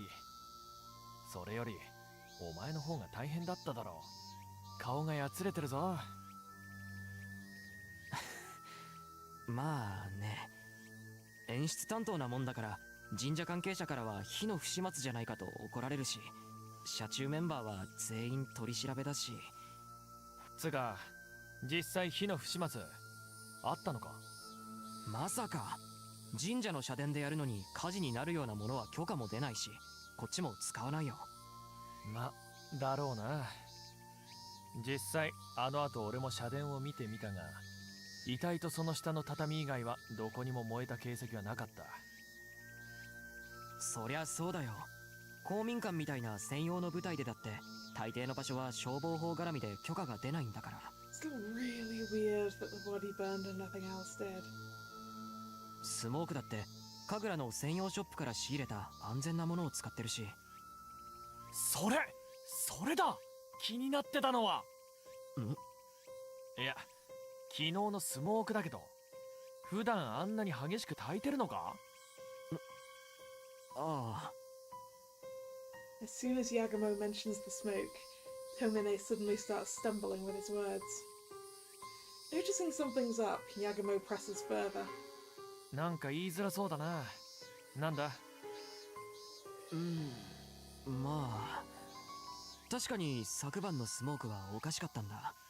いつもならあそこまで視界を遮るような量は焚かないからな。Is that the synesthesia phrase? The smoke was more intense than usual. なら、なぜ昨晩はあんなに？わからない。俺はそんな指示を出してないし、みんなの手順も見ていた限りおかしなところはなかった。それじゃあ、あの大量のスモークも何か事件に関係しているってことか？その可能性があるから言いづらかったんだ。社中のみんなもスモークに異常があったことは気づいてるけど、それを口にすると社中のメンバーに犯人がいるって話になりかねないからな。What, so you just didn't mention it to anyone? ああ、まあそれは考えたくないだろうな。とりあえず俺たちはしばらくここに滞在するから、困ったことあったら旅館マスヤに訪ねてきてくれ。ああ、そうさせてもらう。Yagumo nods and pats Yugo on the shoulder before he makes his exit.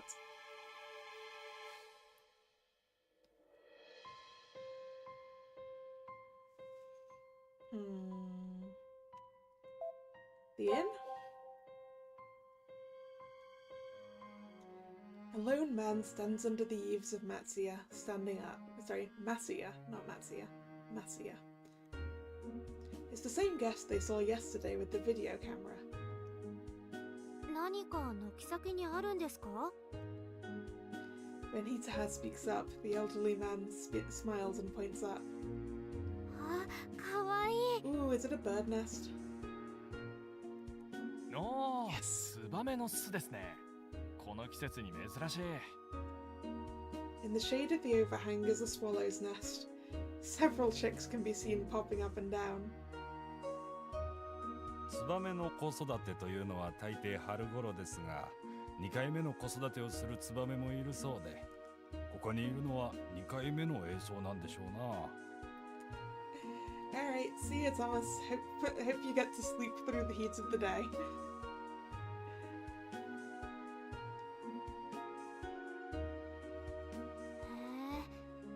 てっきり年に1回しかしないもんだと思ってました。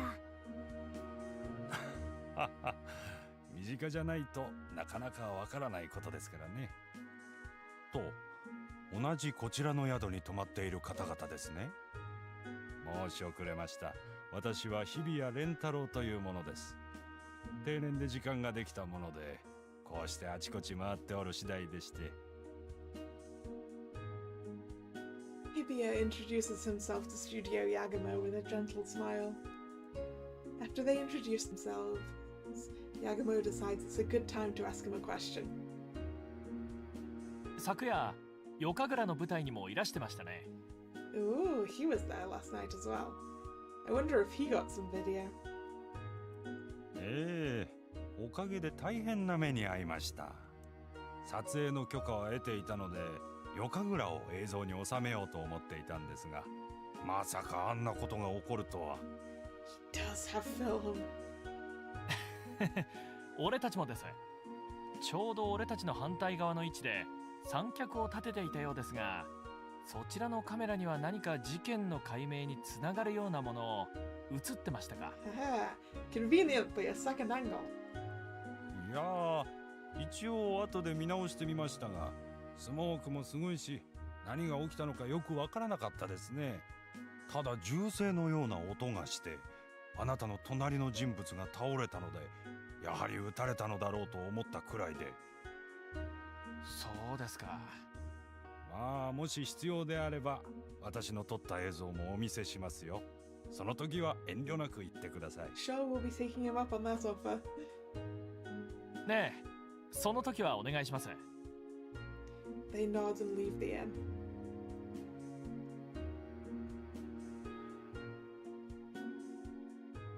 Right. Let's go to our van. We can go over our footage that way. Studio Yagumo gets inside the park station wagon and replays the backup of last night's video. ひとわちゃん、刺激が強い映像だと思うんで、旅館で待っててくれてもいいけど。大丈夫です。モニター越しの映像なら平気です。多分。ならいいけど、気持ち悪くなったらすぐに行ってね。はい。よし。マガリー、事件起こった瞬間の映像をプレビューしてみてくれ。はい。じゃあ行きますよ。Magari moves the seek bar to the appropriate time and hits the play button. すごい。本当に胴体がずっと続いてますよ。そりゃいいけど、スモークがすごすぎてちょっとよく見えないかも。確かに。なんだ？ I'm trying to decide which direction he got shot from. I mean, I'm guessing it was our direction from which way he fell, but...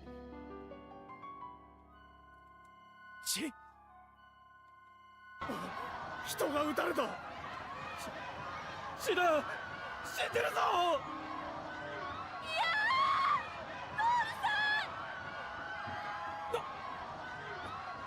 おい！なんだよ！なんだってんだこれは！どうこんなとこっすけど。やっぱり撃った人物みたいなのはいませんね。左脇腹を押さえて倒れ込んでるから左側から撃たれたみたいですけど。だとすると、俺たちの座ってたあたりに犯人がいたってことか。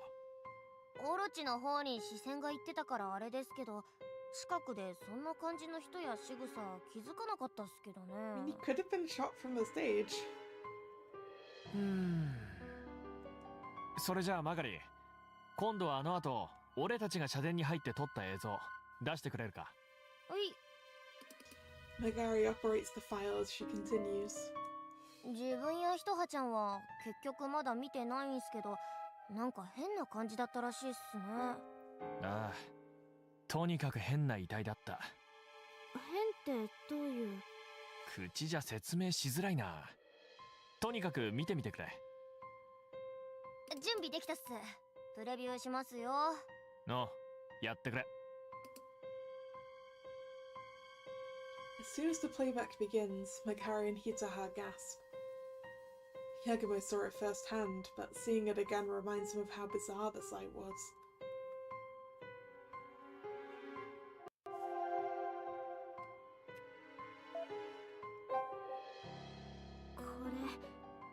一体どういうことなんですか？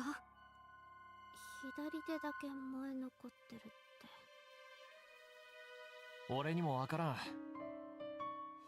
現場には火の気はなかったはずなんだ。なのになぜ遺体が燃えてるのか。そもそも事件が起きてから煙が消えて社殿に戻るまでにせいぜい30分ってとこだ。Yeah, 30 minutes isn't enough for that to happen, right? たったそれだけの時間で人間一人ここまで完全に灰になるもんかな。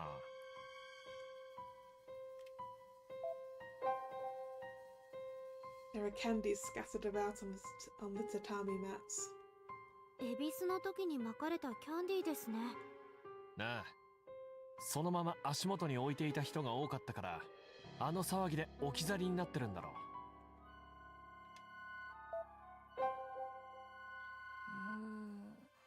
遺体があんなに黒焦げなのに畳はそんなに焦げてないっすね。なあ、それもどうにも妙な話だ。まあそのおかげで火災の被害が畳一枚で済んでるのだけは幸いだったけどな。Yeah, that's pretty lucky, right? For only one mat to be damaged.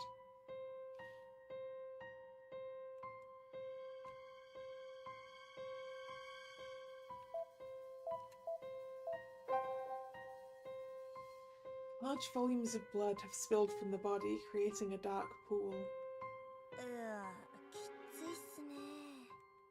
これだけ出血してると、まあ撃たれた傷動向以前に失血死だな。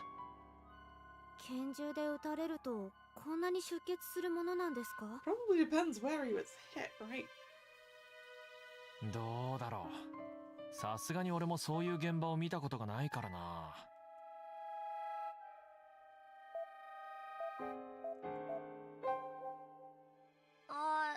ちょっといいっすか？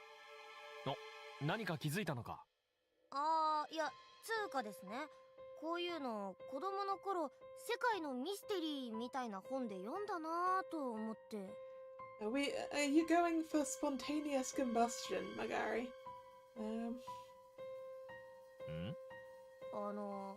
人体発火現象って知ってます？ Yes, spontaneous human combustion. Apologies. あれか。多分検索するとすぐ出てくると思うんすけど。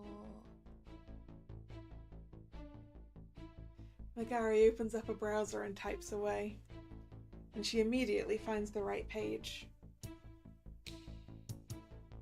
ほら、これっす。なに1966年ペンシルバニア州に住むジョン・アーヴィング・ベントレーが自宅で焼け死んでいた。不思議なことに遺体の周囲はほとんど焦げた様子がなく、さらにはほぼ全身炭化していたにもかかわらず足首から先だけは残っていた。ほら、こっちに写真が載ってますよ。Magari shows them a black and white photo of a formerly human pile of ashes with a lower leg on top. これは今回は手首、こちらは足首で残された部位こそ違いますけどそっくりですね。結構たくさんのケースがあるんすけど、火の気が全くないとこで起こってるのも多いみたいっす。つまり昨夜の事件はこれだと。まあその前に撃たれてるんでちょっと違いますけどね。ただこの遺体見てるとそっくりだなぁとは思うっす。I'm not convinced.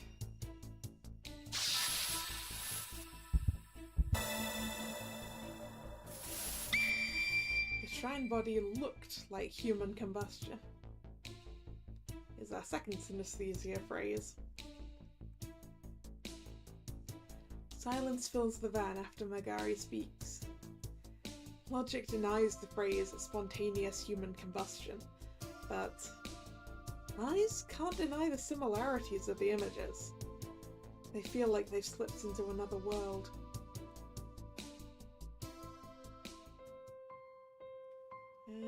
Anything else about the blood? There's a lot of blood flowing from the abdomen of the collapsed man. There's nothing particularly suspicious about this body, but... is there anything else?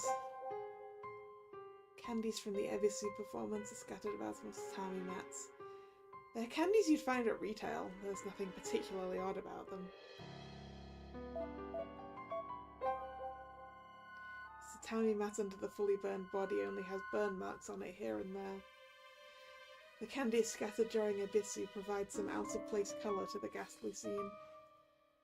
If it was hot enough to completely burn the body, shouldn't the tatami mat have be burned more too?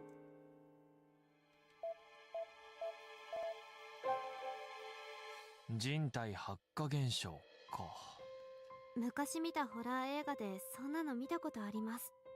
いじめにあった女の子が超能力で同級生を燃やしちゃうっていう。Is this a Carrie reference or something else? I'm not a horror movie person. But I'm pretty sure there's a bullied girl with psychokinesis in Carrie, right? あったね。うちの事務所にも資料でその映画の DVD あるよ。超能力か。Could it be Yugensai Kumashira's psychokinesis? No, couldn't be. Anything else? 人体発昔超 Oh yeah, nope, I accidentally went into it again. 昔超能 Right, exit.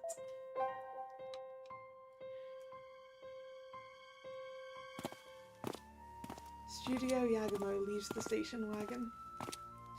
As Yagumo watches Magari and Kanade up front, Hitaha calls to him in a low voice.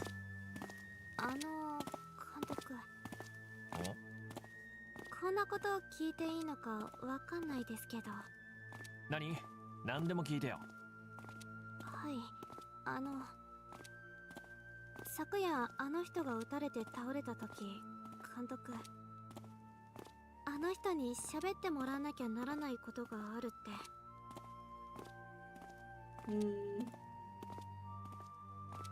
それに神楽前の長寿屋でも話してましたし、亡くなった人と何かあったのかなって。ああ、それか。嫌だったら全然話してもらわなくていいんですけど。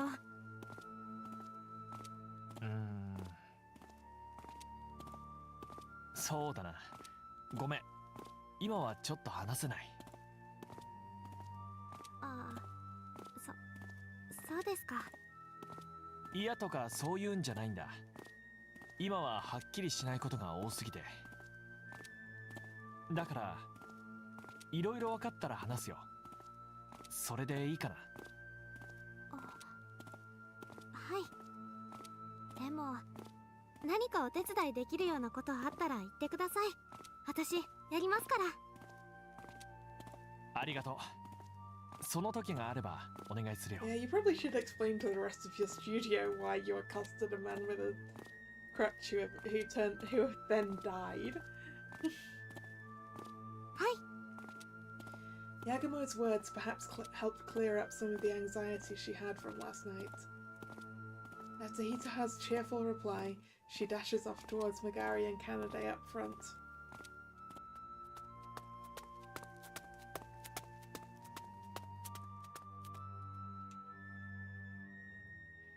Alright. The gymnasium. It seems all the police interviews are over. Misawa and Keishino are taking a break in the room as they sip bottled tea.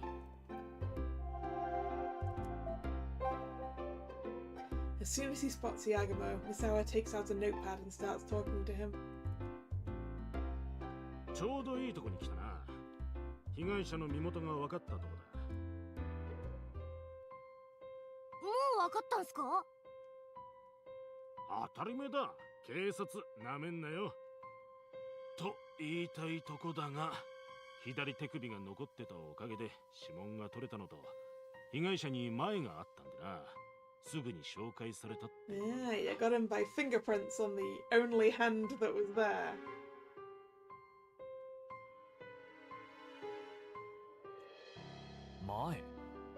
前科があったってことですか？ Yeah, and most people don't have their fingerprints on record. Hello, Derek. Welcome to the stream. おう、学生時代に傷害と窃盗、成人してからは特殊詐欺、いわゆる振り込め詐欺だな。それの出し子で使って Bank transfer fraud. Yeah, we knew he was a fraud. ま、要するにちんけな小悪党ってやつよ。Petty criminal, huh? I guess it's no surprise that he's a sham shaman too. そいつ他に霊感商法とかその類の詐欺をしていたとかは？そういうのは資料になかったな。確認できてるのはさっき言った3つの前だけだ。そうですか。ほんで、なんて人だったんすか？本名桜井徹、33歳、住所不定無職。 So his name was Toru. There was that lady who screamed that name when he got shot, and I was wondering if it was his name. That means we know that there was someone there who knew him. 2日前から熊代一郎の偽名で近所の宿に泊まってたそうだ。It's not even the same alias he used with us. I mean, Kumashiro was, but Ichiro I don't think was. More since Toru Sakura used the alias Ichiro Kumashiro. 熊代と名乗ってたんですか？おお、偽名だけどな。Ichiro Kumashiro, Yugensai Kumashiro. So he really was the one who sent those emails.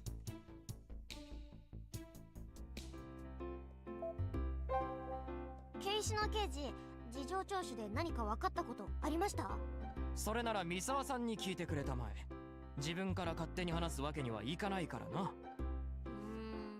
あそりゃそうでしょうけど、ちょっとくらい。いつもお前たちの悪質な誘導で口を滑らせては三沢さんに叱られてるからな。もうお前たちの口車には乗らんのだ。Ah, you're under orders not to talk to us, huh? 自分が勝手にひとはちゃんに鼻の下伸ばして喋ってるくせに。なんか言ったか？いや、なんでもないっす。Got anything else? それともう一つ聞きたいことがあるんですが。被害者の身元は教えてやっただろう。まだ何かあんのか？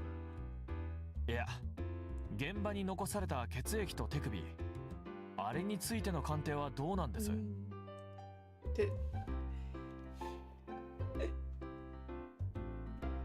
Yeah, I wonder if the hand and the blood have the same DNA. ああ、それならやってるよ。まだ結果は出てねえが、まあ前科者だからな。血液型や DNA 鑑定の紹介もそれほど時間はかかんねえだろ。そうですか。ならいいんですが。何か気になる点でもあるのか？ああ、いや、推理物でいわゆる顔のない死体ってあるでしょ。別人の焼死体を使って死んだように犯人が見せかけるとか。Yeah, Yagumo is thinking a little bit how I'm thinking, but yeah, if the body doesn't have a face, it could be someone else. つまり今回の件がそれに当たるとでも？いや、ちょっと気になっているだけですけどね。ま、その可能性は低いわな。鑑定技術の低かった昔ならいざ知らず、今なら DNA 鑑定で本人のものかかすぐわかるような血や遺体のパーツを残してる理由がね。現場に残された血の量からしても失血死確実のもんだし、それにそもそもお前さん頸動脈触って奴が死んだのを確認したんだろう。そう証言したじゃねえか。まあそうですけど。とにかくだ、被害者はいろいろ後ろ暗いとこのあるやつだって分かったんだ。その線から辿っていきゃ犯人はすぐに絞り込めるだろう。なんで遺体があんなことになってんのかも、それから犯人に聞きゃ済む話だ。だろう。そうですね。Anything else? 今後こっちは桜井の悪仲間を洗ってみるつもりだ。そっちからの方が早く犯人の尻尾つかめそうだからな。Does sound like a good place to start. なるほど。確かにそうかもしれませんね。しかし、いや、何でもありません。The case can't be that simple. Yagumo stops from saying that when he realizes he's not confident enough to say for sure right now. Anything else? 今後こっちは Nope. いや。 Anything else from the guy who's not supposed to talk to us? 警視の刑事、事情聴取。それなら Yeah, ミス nothing い else. つなんか言った。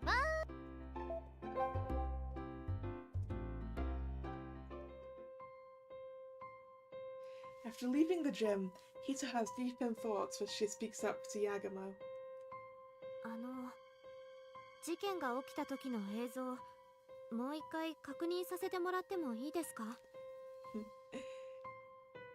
Is it time for the characters in here to realize that his name got shouted? なんか気になることでもあんの？ええ、さっき聞いた被害者の人の名前、桜井徹さんでしたよね。それがちょっと A little bit familiar? よくわからんが、ひとあちゃんがそう言うならもう一回確認してみようか。はい、お願いします。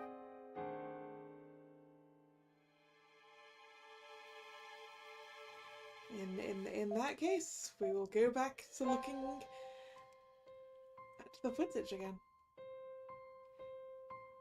Inside the parked station wagon, Studio Yagumo checks the footage of the incident once again. さっきと同じ箇所でいい？ひとはちゃん。はい、それでお願いします。じゃあプレビューするよ。ほいっと。すごい。本当に胴体がずっと続いてますよ。そりゃいいけど、スモークがすごすぎてちょっとよく見えないかも。確かに。なんだ？血！人が撃たれた！死ぬ！死んでるぞ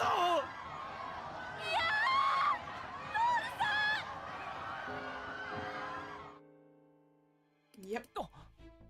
今のは徹さんって言ってますよね。これ被害者の桜井徹さんのことじゃないでしょうか。お、ということは社殿の中に被害者の知人がいたってこと？それも若い女の声だ。私あの時人の名前を呼んでたんで気になって声の方を見たんです。確かにその声、舞台の方からしてました。 On the stage. ということは車中のメンバーの誰かが。 Alright. Yagumo gets up and shouts. 行こう。その人物を見つけて話を聞くんだ。はい、了解っす。 Time to go talk to the troop. Find out who it is, knows that guy. I guess the troop will be over at the community center. Before we go, I'm going to get myself some more water, and I will be back.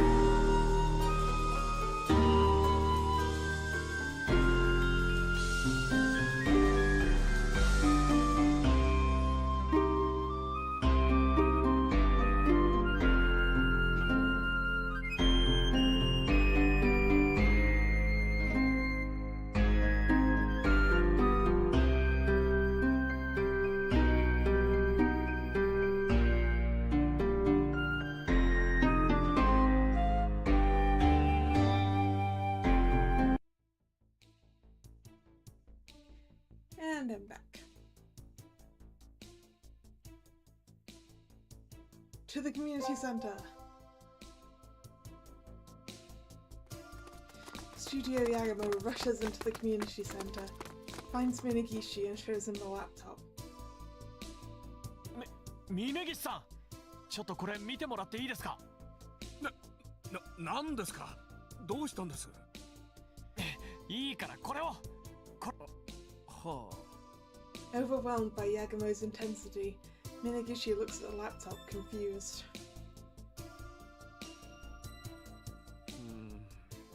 どうですか？この声の主、わかりますか？これ叫んでるの白石ひなくんだと思いますよ。笛担当のお囃子の。Ah, flutist. 会えますか？その白石、Hina, right? ひなくんです。まだいるんで呼んできてもいいですけど、変なことにはならないですよ。It's not gonna get weird. Maybe it might get weird. いや、ちょっとお話を伺いたいだけなんで。そうっす。うちら人畜無害の愉快な仲間たちっすよ。はあ。それじゃあ呼んできますね。Minagishi approaches a woman sitting by the window and says something. She must be Hina Shiraishi, as she eventually approaches them bashfully.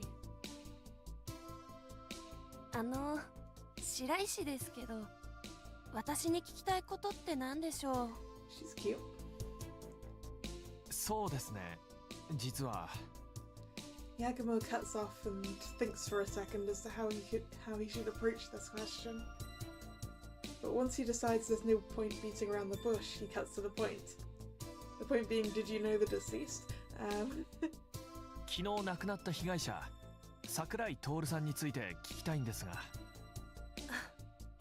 あなた、お知り合いなんですよね。昨夜彼が倒れた時、彼の名を呼んでたんですから。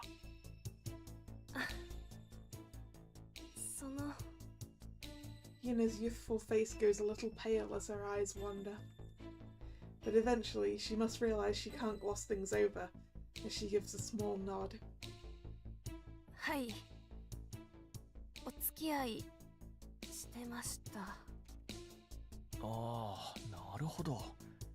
彼女さんだったんですか。そのことは警察には？ Guessing not. Hina silently shakes her head. To get her to relax, Yagumo tries to sound as gentle as he can. なるほど。まあ、それは問題ありません。俺たちは警察の人間じゃないし。と、実は、俺も彼の知り合いでしてね。なぜ彼があんなことになったのか、知りたいんです。徹さんのお知り合い？そうです、そうです。Though we weren't exactly on friendly terms. Keeping his demonic thoughts to himself, Yagumo puts on a sad face and continues. なのに、彼があんなことに。なぜです。なぜ彼が犠牲にならなければならなかったのか。何か心当たりはありませんか？それが、私にもよくわからないんですが、少し前から彼は怯えていて。怯えていた？一体何に？地獄の豪華に焼かれるって、そう言われたって。Yagumo patiently listens as Hina talks about something that seems irrelevant. 地獄の豪華に焼かれるとは物騒な話だ。一体誰に言われたんでしょう？それがなんか霊能者の人に言われたらしくて、それで。 It's entirely possible that he wasn't the shaman guy and it was someone else that guy was talking to, and that the shaman guy has set this up. Maybe. 霊能者？霊能者に言われたんですか？はい。Yes. 確か熊代有限祭という霊能者に言われたって言ってました。This is a scam.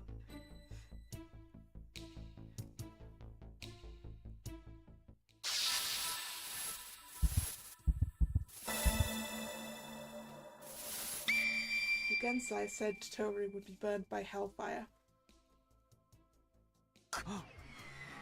Definitely a scam.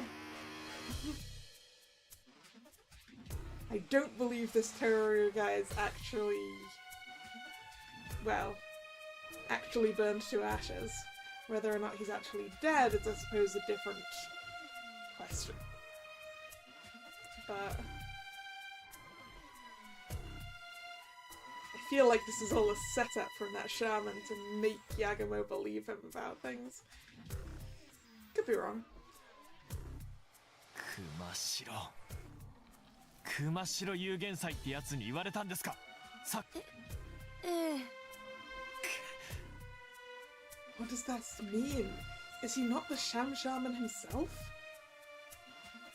Hina's words leave Yagumo suddenly dumbfounded, his eyes empty. And at that moment he hears an email notification coming from the phone in his pocket, which is going to be an email from the shaman. He hastily pulls out his phone and opens his email app to see... Subject: What did you think? From Yugensai Kumashiro. Dear Max Yagumo, I felt the need to demonstrate my power before we met, and thus I punished a villain with hellfire. What did you think? Surely now you believe my power.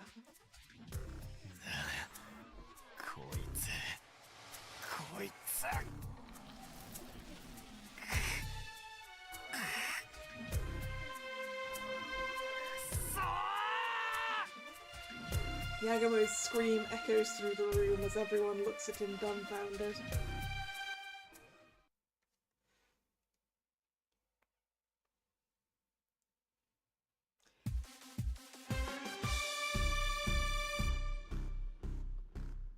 I mean, either a scam or a serial killer, and both of them are terrible.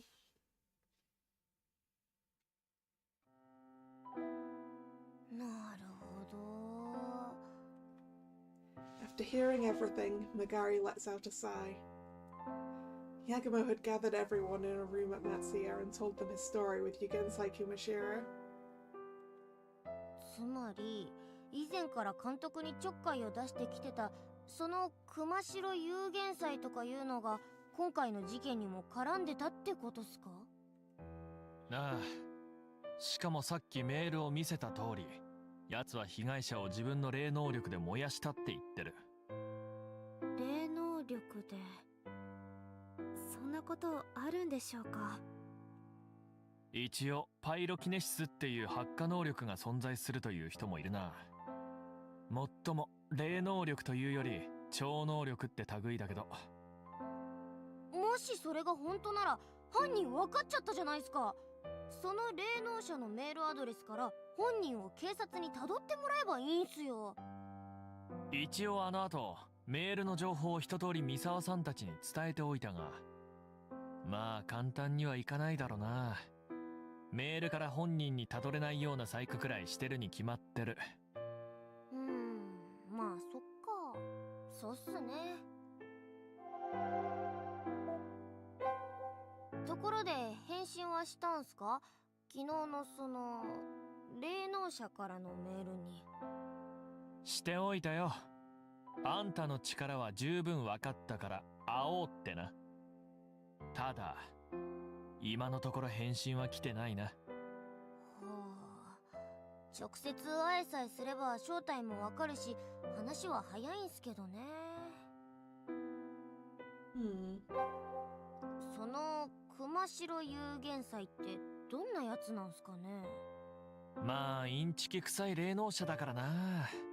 髪の毛はザンバラの長髪で変なヒゲを伸ばしてるような感じじゃないか。うわ、ベタベタっすね。映像屋としてそのイメージの貧困さはどうなんすか？うっせえな。だったらお前のイメージはどうなんだよ。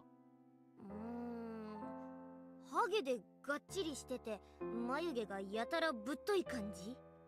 それも十分イメージ貧困じゃねえか。そうっすかね。50歩100歩のような。Anything else? そのまあうっす。それも50文面には地獄の効果を持って罰したってあったんですよね。ああ。そして白石ひなさんも桜井さんが地獄の効果に焼かれると怯えていたと言っていた。でもこれちょっと変な気がします。変って何が？霊能力で誰かを焼き殺せるならそもそも銃のようなもので撃ったりする必要ありませんよね。Indeed, why shoot him first? Probably because you have no power to kill someone with psychic power. 実際桜井さんが亡くなったのは撃たれたことが原因であって焼かれたのは死んだ後なんですから。ああ、なる。確かに妙な話だな。霊能力ってオカルトまがいのことと銃という現実的な要素が混在してるってのは何かそこに重要な意味があるような気がするんです。ああ、おそらくそれで間違ってない。そのあたり意識して調査を続けてみよう。ひとはちゃんの指摘から考えるとやはり霊能力を装った殺人、そういうことになるのかな。そう思えますけど、ただ銃を使った時点で普通霊能力に疑問は出ますよね。それは犯人も予想できるはずなのにあえて銃を使った。 Still not certain there was a gun. そこに何か恐ろしい企みがあるような気がしてちょっと怖いんです。企みか。ひとはちゃんのしてただ銃をかなでクイズです。疲れていると味覚が感じにくくなりますが、では味覚の感じ方で疲労の影響を最も受けないのは塩、砂糖、酢のうちどれ？ Fatigue affects which of these tastes the least? Sugar, salt, and malt vinegar. I'm guessing. Would it be sugar? I know that when you're tired, you tend to want to eat more sweet things. 残念。正解は砂糖でした。だから疲れてても甘いものは美味しく食べられるんですね。I was right. だからかなでさんいじりすぎですって。Anything else with Canada? かなでクイズです。だから。 Alright, out of here. Where are we looking at today?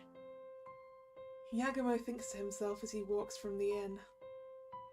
If Hina Shiraishi's right, then Toru Sakura was afraid of Yugensai Kumashira. But he didn't react like that when I brought up Yugensai's name at the hand-washing station. Strange. Everything about this incident is strange. 監督、何やってんすか？置いてきますよ。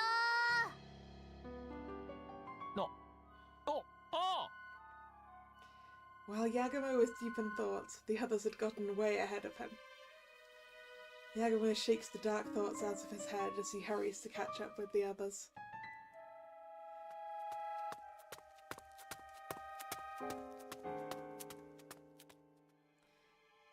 Alright, starting from the left again. Tatsunamaya Shrine. Can we get in yet? The police inspection's still ongoing at Tatsunamaya Shrine. Studio Yagumo joins onlookers and starts filming. They're approached by a familiar duo. なんだ、君たち相変わらずカメラ持ってうろちょろしてるのか。まあ一応品搬中ですし、この神社もその対象なもんでまあいいけどね。捜査の邪魔だけはすんじゃねえぞ。分かってますよ。こうして離れて撮影してるじゃないですか。Misawa humps and turns his back on them before he remembers something and turns around again. そういや、お前の知らせてきた熊代有限祭とかいうやつのメールな。Suspended Studio Yagumo have their own merch. I mean, I guess it's not merch so much as identifiers. Like staff uniforms, I would say, if anyone else was wearing them. Actually, I think Yagumo was wearing something with that logo on it at one point, maybe? I could be wrong. Because the t-shirt he's wearing that says Max, I don't think is what he was wearing before, right? I think Canada is the only one wearing the same thing he was last investigation. I could be wrong, but I feel like Yagumo's jacket before was long sleeved. But it... I don't know.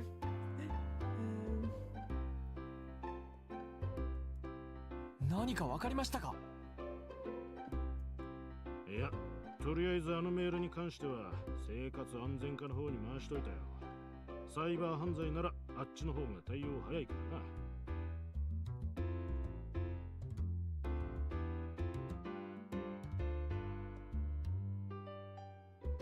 まあ、どうせスパムめいたいたずらメールだろうが一応ってやつだ。はあ。一応ってなんか扱い雑じゃないですか。こっちはせっかく情報提供したのに。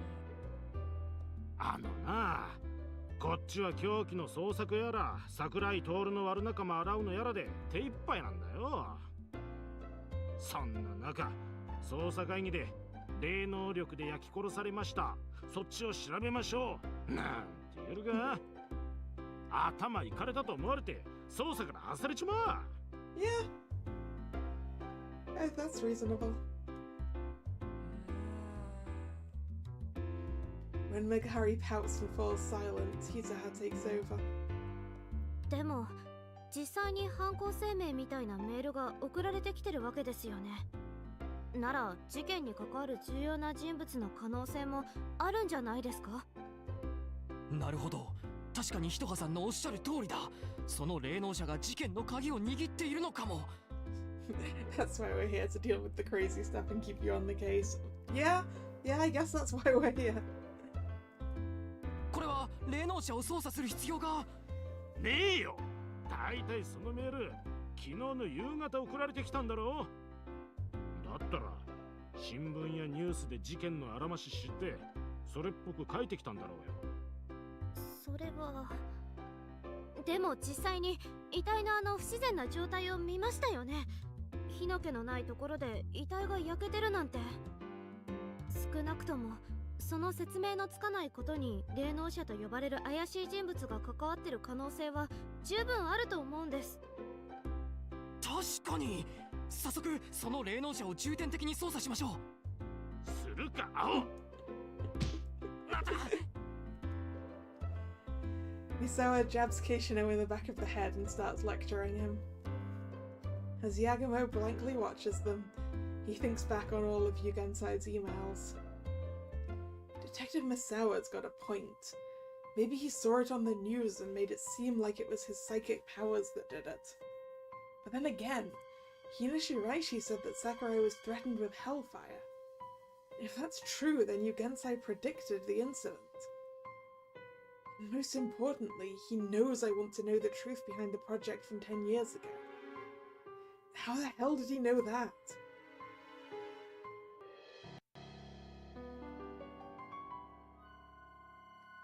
I mean, maybe he's the guy from the archives.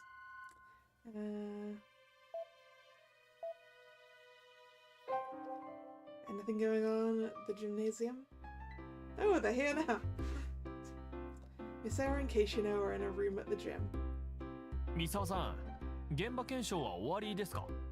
いや、県警本部から DNA 鑑定の結果が届いた。DNA. 今それを確認してたところだ。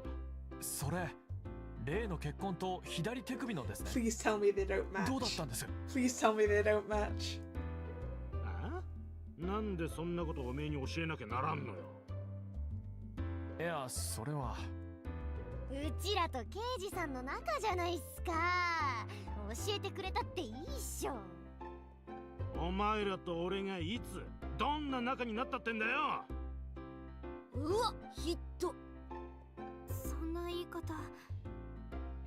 残念です。せっかく仲良くなれたと思ったのに。Amakato pouring on the charm here. いや自分もそのつもりですよ、ひとはさん。鑑定の結果はどっちも桜井本人のもので間違いなかったです。Ah, boo, they match. That's not what I wanted to hear, Keishino. 言うなやこら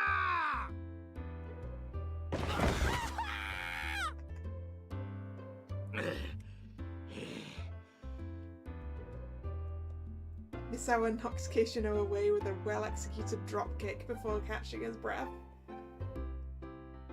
大丈夫っすか？年なんだからあんまり無理しない方が。うるせえよ。まあいい。お前らにちょうど言っとくことがあったんだ。なんすか？お前じゃねえ、ヤグモの方だ。俺が何か？お前まだしばらくここに滞在する気か？ええ、そのつもりですが。ならいい。ただもし所在を変えるようなことがあれば一言連絡しろ。いいな。It's not quite a don't you dare leave town, but it's a tell me before you leave town. いいですけど、そりゃ一体どうして？出たんだよ。お前の服から硝煙反応。Ooh, there was gunshot residue on him. Well, I mean, I suppose we knew that. I mean, he was sat right next to the guy.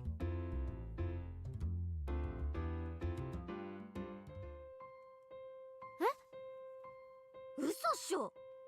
マジだ。事情聴取の時にシートで確認しただろう。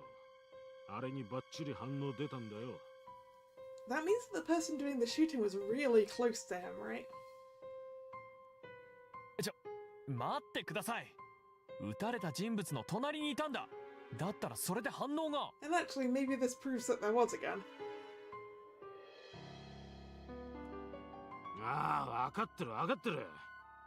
焦らなくてもこっちもそれぐらい分かってるよ。そもそも硝煙反応出たのお前だけじゃなくて、あの場にいた観光客の中にも何人もいたんだからな。Oh, a bunch of them tested positive. I guess that means that they can figure out approximately where the gun was fired from, right? If they can map the people with residue on them to where they were sat in the room, right?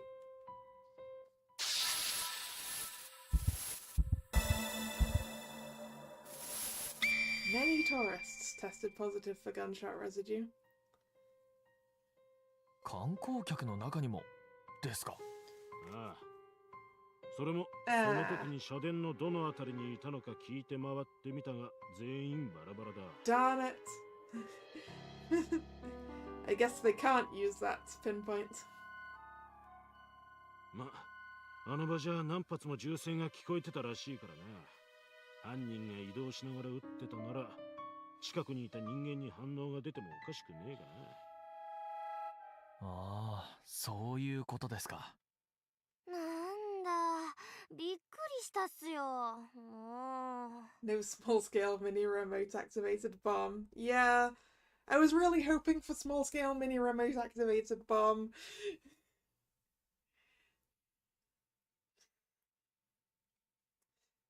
But I guess it was a gun. ほんと、心臓が止まるかと思いました。マジで怪しんでんならとっくに被疑者として拘束してるぜ。I mean, I was really hoping for small-scale mini remote-activated bomb and a balloon of pig blood, but apparently since the DNA in the blood and the DNA in the hand match, it's not that.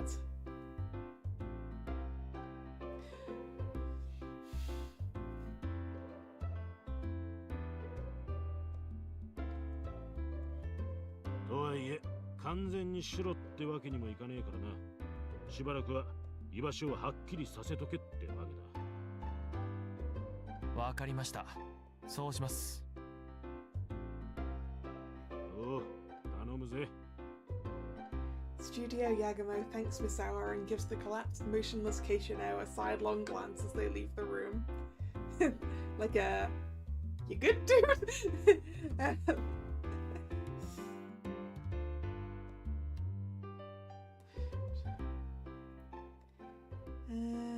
Let's go back to the community center.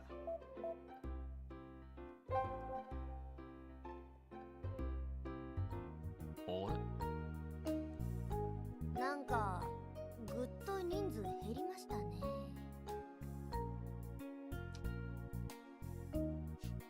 You're surprised that they don't want our location for next location scouting.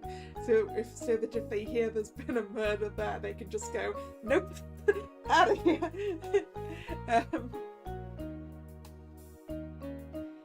Few people are left in the community center.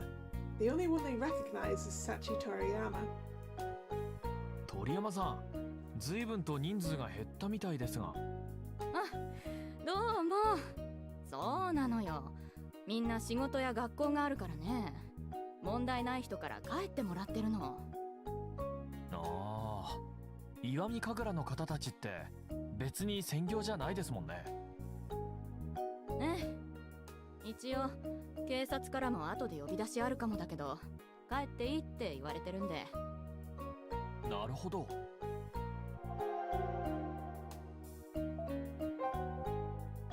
鳥山さん以外の中心メンバーもみんな帰っちゃったんですか？いや、中心メンバーはみんな残ってるわね。さすがにあんなことがあった後なんで、いろいろと後始末しなきゃならないことが山積みだからね。私も諦めて会社に有給申請しちゃった。It's the first time Studio Yagumo's seen her since the incident, but she seems relatively calm. Did she have that plaster on her arm before? Because I don't remember one way or another. As she gives a carefree smile, Yagumo asks her a question. 他の中心メンバーは今どこにいるんです？姿が見えないようですが。それがね、また傑作なんだけど、峯岸さんたちよっぽどへこんでたんでしょうね。急に恵比寿神社にお参りに行くとか言い出して。気分転換の散歩がてら、今お参りに行っちゃったのよ。恵比寿神社っていうのもこの辺にあるんですね。このすぐ近くにね、小さいけど室町時代に建てられた本殿もあって、いい神社なんだけどね。神楽で恵比寿演じたのに、その直後にあれでしょ。だから恵比寿様に謝りに行こうってことみたいよ。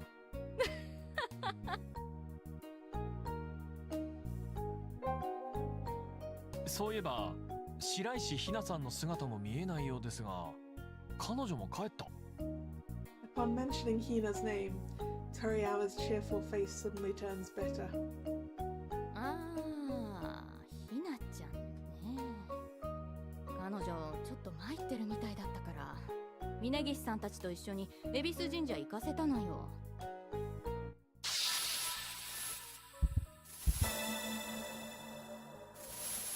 Hina Shiraishi was depressed after the incident and went to the Ibisu shrine.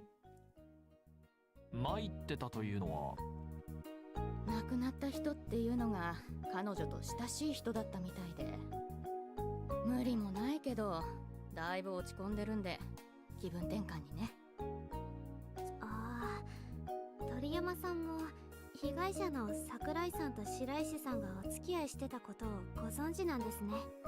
まあ女性メンバー同士でそういう話はしたりしてたから、たまに相談もされたりね。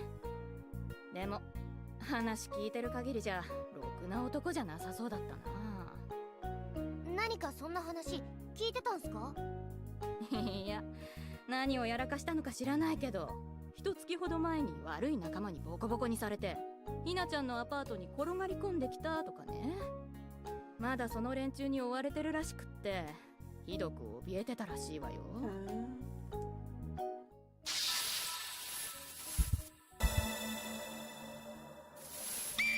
Sakurai was afraid of people who were after him. I see. So the reason he had a crutch was because of those injuries, huh? Nodding to himself, Yagumo asks one more question. 確認ですが、彼が怯えてたというのはその連中に対してですね。霊能者とかではなくて。霊能者？また妙なのが出てきたけど、何の話それ？ああ、いや、そういう話はなかったですか？霊能。いやー、そんな話は全くなかったけどね。What's the meaning of this? Was she just not told about Yugensai Kumashiro, or was that flute player in on it? Anything else? あ、彼氏のこと私が話したってひなちゃんには言わないでね。気まずくなったら嫌だし。分かってます。情報提供者の秘密は守りますよ。情報提供者ってまるで刑事さんか探偵ね。なあ確かにちょっと大げさな言い回しでしたね。あ、頼むわね。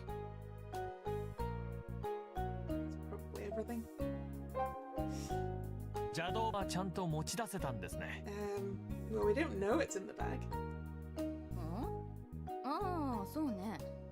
そりゃ石見神楽の道具の中でも一二を争う高価な代物だもの。何を置いても真っ先に運び出すわよ。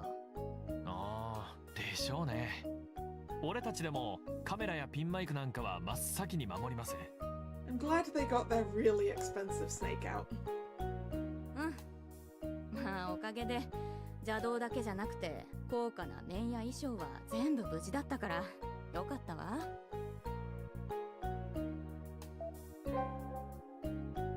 Yagumo notices one of the cardboard boxes on the table labeled smoke and markers. そこの段ボール、スモークが入ってるんですね。ああ、そうね。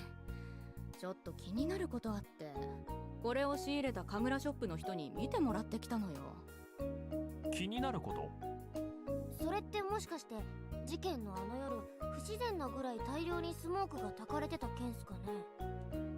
そうそう。ああ、やっぱり映像畑の人たちだと不自然だと気づくか。いや、あれは一般の人でもおかしいと気づいてたと思いますよ。Yeah, I'm pretty sure everyone noticed that there was way too much smoke. そうなのよ。別に使う本数は増やしてないのに、すごく大量のスモークが出てて。舞台袖で見てておかしいって思ってるうちに、あんな騒ぎになっちゃったのよね。それじゃあいつもとは違う種類のものを使ってしまったということでしょうか。私自身はいつも通りのものを使ったつもりだし、見た目も変わらないしでも念のためショップの人に見てもらったら、うちで作成したものとは違います。だって Someone swapped out the smoke?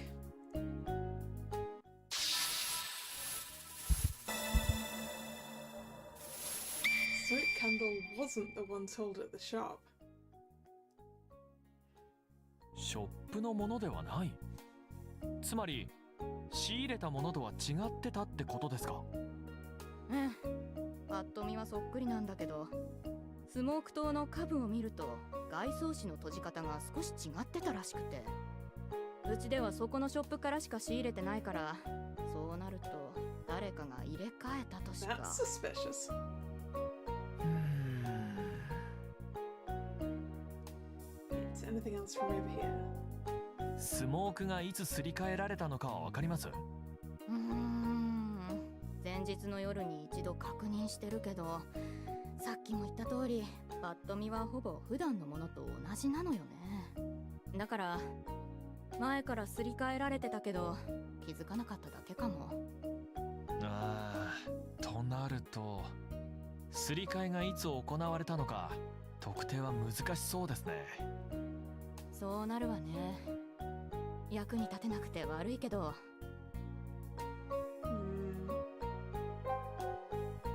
スモークが、だからそうなるわね。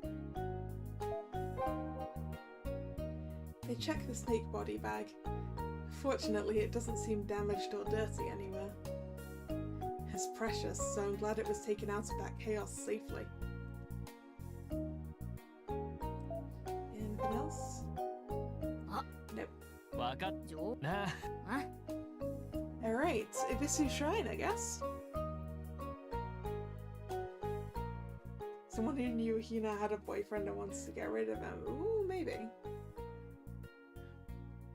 Ibisu Shrine. What was it? That was there a second ago. There we go.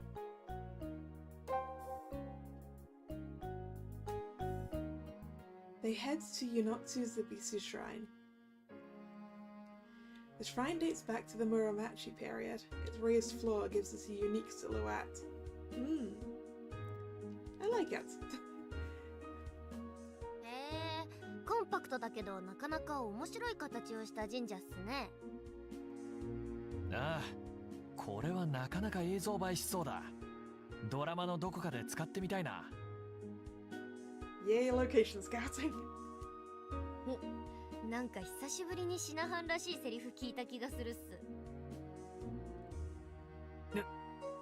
そうだな。なんかちょっと本来の目的を忘れがちになってたかも。しっかりしてくださいよ。事件の調査をするのもいいっすけど、それじゃうちらおまんま食えないっすからね。自分のボーナス分含めて監督にはきっちり稼いでもらわないと。はい。As Yagumo reflects on Megari's sound argument, Minigishi and the others come down the stairs.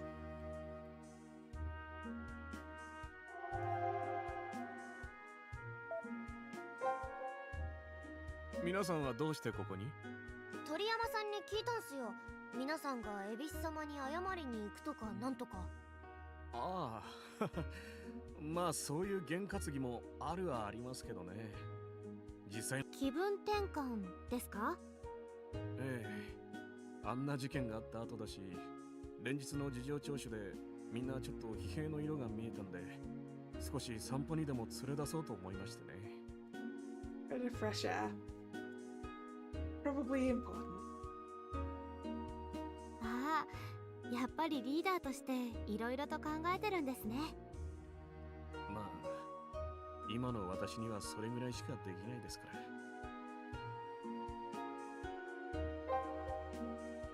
皆さんはどうしてここに？鳥山さんに聞いたんす。ああ、気分。ええ、Just the one, まあ though. なあユーゴ、ちょっと確認したいんだが。なんだ、言ってみろよ。いや、お前スモークの件については自分の指示じゃないって言ってたよな。さっき鳥山さんと話したら、どうもスモークが普段のものとすり替えられてたらしいんだ。何か心当たりはあるか？それか。Tomine furrows his eyebrows at Yagumo's question. Yagumo finds the reaction odd, but before he can say anything, Minigishi interjects. その件なんですがね、そのせいで車中の雰囲気がちょっとギスギスしちゃって困ってるんですよ。それはどういう？公民館の部屋は開放してあるとはいえ、入ってくる部外者は小さい子供ぐらいのもんだったんです。こちらに到着してからあの部屋は常に車中のメンバーが数人はいたわけですし、そうなるとスモークをすり替えられるのは車中のメンバーしか考えられないってことで、みんな疑心暗鬼になってしまって、なるほど。誰か疑われてるわけですね。それは。いや、誰もそういうことを口に出したわけじゃない。ただやっぱりそういう空気は感じるな。うん。だったらここははっきり言わせてもらうが、小道具の担当は鳥山さんだろ。スモークの件については内心みんな彼女を疑ってるんじゃないのか。 The three of them fall silent at Yagumo's words. Their silence speaks louder than words in confirming Yagumo's suggestion.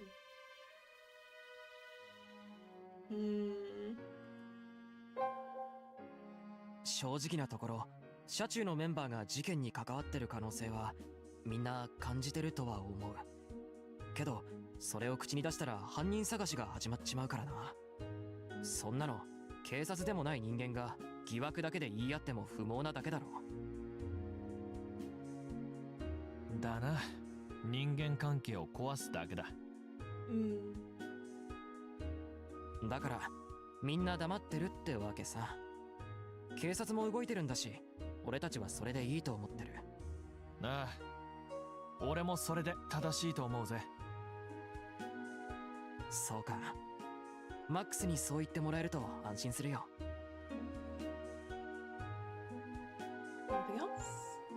正直なところ、そんだからなあ、そうか。Alright, Hina. Yagumo speaks up to the slightly pale-faced Hina Shiraishi. 白石さん、ちょっとだけ質問いいですか？何ですか？いや、少し気になったんですが、桜井さんと例の霊能者はどういう関係だったんでしょう？なかなか接点のない2人だと思うんですが。それは私もわかりません。わからない？どうして知り合ったとかも？ええ、全然そういう話はしてくれませんでしたから。ただその人に脅されてるっていうだけで。なるほど。Seriously, how and where did Sakurai meet that sham shaman?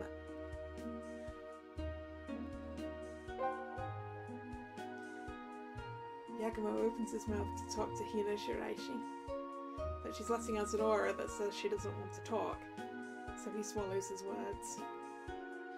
Well, her boyfriend just died, so I should avoid talking to her unless I've got some serious business with her.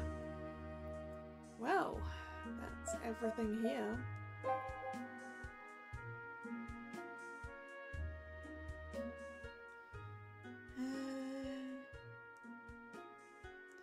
Maybe we can find out something at the shrine now? Maybe the police are done? They're not done, but this is a new thing, because the cinematographer guy is here. The police inspection's still ongoing at Tatsunemae Shrine. Hibiya's standing in front of the police tape, looking around concerned for some reason.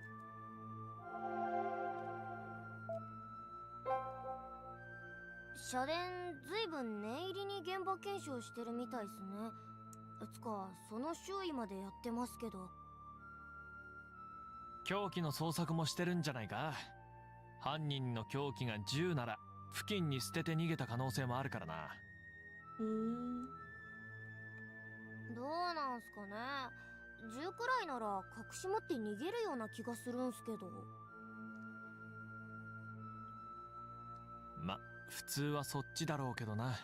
But it's always worth checking to see if they left the murder weapon there, or chucked it in some bushes.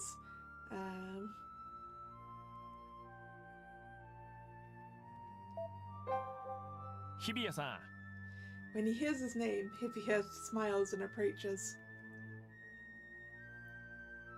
やあ、どうも皆さん。社殿を眺めていたようですが、こちらに何か用事でも？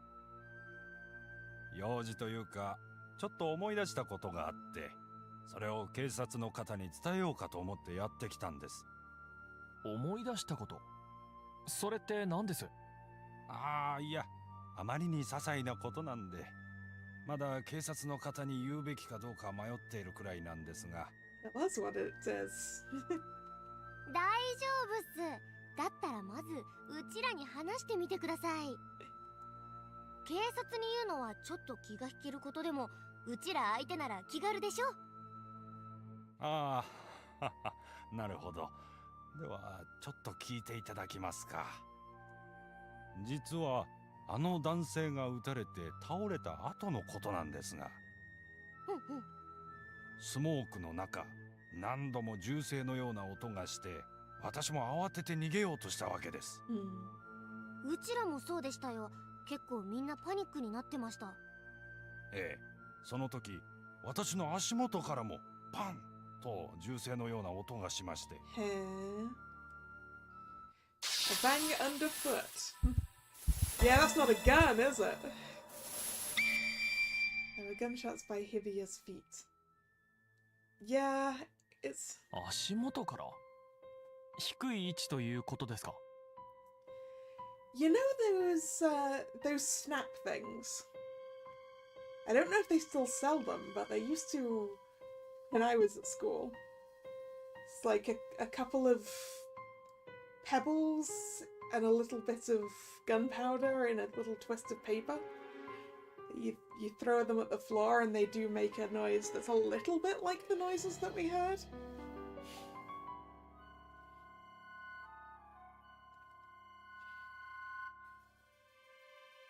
Like it could be something like that. Because I mean, if they've still got gunpowder in them, so they could still cause the residue, but not actual gunshots. ああ、いや、低い位置というより完全に足元からに聞こえました。あくまで私の感覚ではありますがね。You thought I meant the long foam rod things. What are they called? I should know what those are called. And I'm drawing a blank. Literally under his feet. Yeah, because if you stood on one of those snap things, it would make that noise, I think. なるほど。Oh, yeah, that's how you could make it sound to a panicking crowd that there was a bunch of other gunshots, right? You could have something on the ground that when someone steps on it, it makes that noise. And I've remembered what the thing you're talking about is, Trag. It's pool noodles.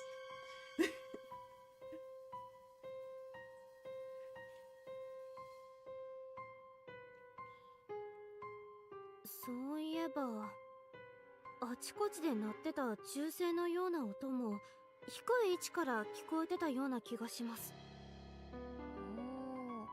自分も言われてみればそんな気がするかな。つまり拳銃を持ってた犯人は寝そべったような姿勢で撃ってたってことか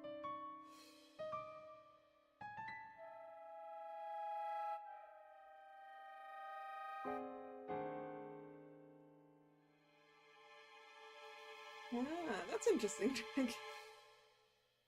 Hide the activation device in the suites. Yes. Yeah, what if the sweets weren't actually sweets? What if they were a small amount of gunpowder and some pebbles wrapped in a thing? Yes, good idea with the sweets. I guess that only works if you're confident that the audience isn't going to eat them during the performance. But... そうなんすかね。みんな立ち上がってパニックになってたから、そんな格好だと踏まれちゃいそうですけど。いかがでしょう。これ警察の方に伝える価値がありそうですかね。Yeah, it is the only thing that would make sense to have all over the place. Yes. I do think that's worth reporting to the police, Hivia. ああ、いや、十分価値のある情報だと思いますよ。きっと。そうですか。価値がありますか。なら、ちょっとそこの警察関係者にお伝えしてきますよ。Hivia gladly thanks them and trots off towards the opposite, investigating the shrine. Is there anything else we can see here? Shrine building's taped off. Police officers are going in and out. I'd like to look inside, but it doesn't look like that's happening now. Can we talk to Hivia a bit more? Yagumo calls out to Hivia, who's finished talking with the police. 日比谷さん、警察の反応どうでした？真剣に話を聞いてくださいましたよ。私の話が本当に事件解決に役立つかはわかりませんが、少しでも協力になったら嬉しいですな。Hivia smiles, perhaps a little excited at the unexpected new experience in his boring days.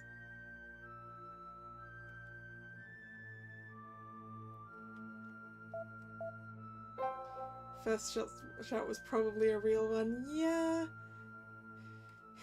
because I guess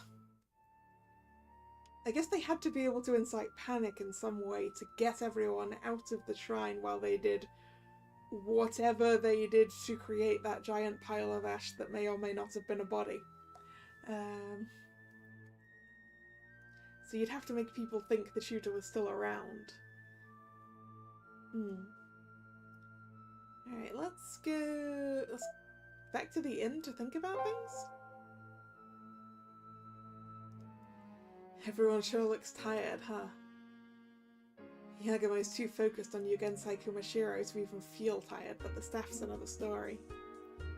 He decides to let everyone take a break and reconvene in an hour.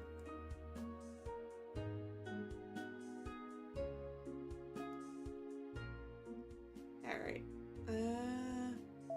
Back to the community center?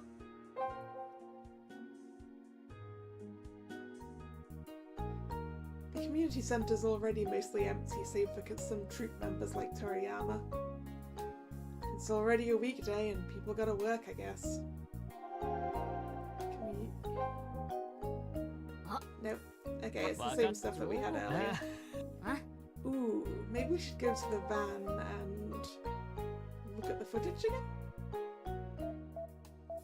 Or possibly go to the gym again. Inside the van, everyone looks at Megari's laptop. After several previews of the incident footage, they find no clues in particular. やっぱ当てずっぽうに映像見ててもダメっすね。だな。何でもいいから何か手がかりが見つかればと思ったんだが、今は。I give up on aimlessly watching the video and head out of the van once more. Okay, the gym it is then.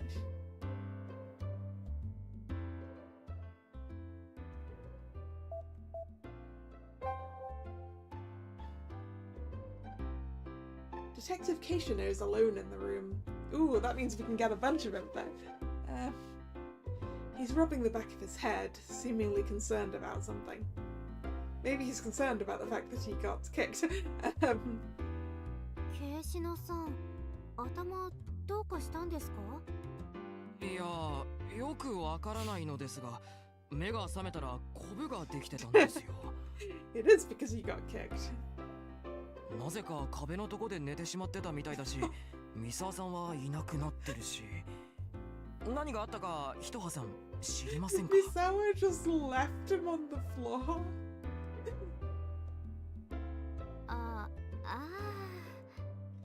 It seems the impact of Misawa's dropkick has caused some memory loss. Everyone decides it would be best not to say anything. They smile vaguely at Keishino and quietly leave.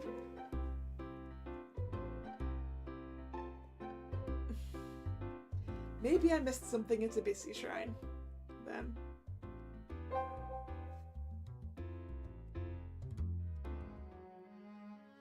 Minagishi and other troop members walk around the Ibisi Shrine basking in the sunlight.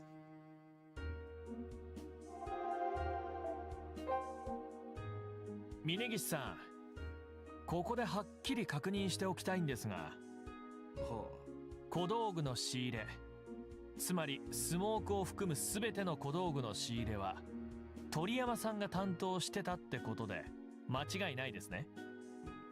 それはまあ、そのことと彼女がスモークをすり替えたという推測がイコールというわけではないという前提ではありますが、イエスです。舞台に関わる全てのものを？そうですね、そういう役割分担なんで。あ、ただキャンディーだけは白石君に買ってきてもらったんだ。へえ、You bought the candies, did you? ええ。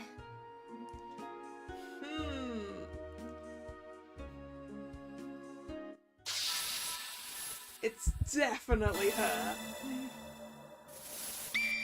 She writes she bought the candies used for Ebisu, which we're pretty sure are not まあ、 candies. キャンディーは恵比寿が演目じゃないと使わないので都度誰かに買ってきてもらうんですが、それ以外の小道具は全部鳥山くんに任せてあります。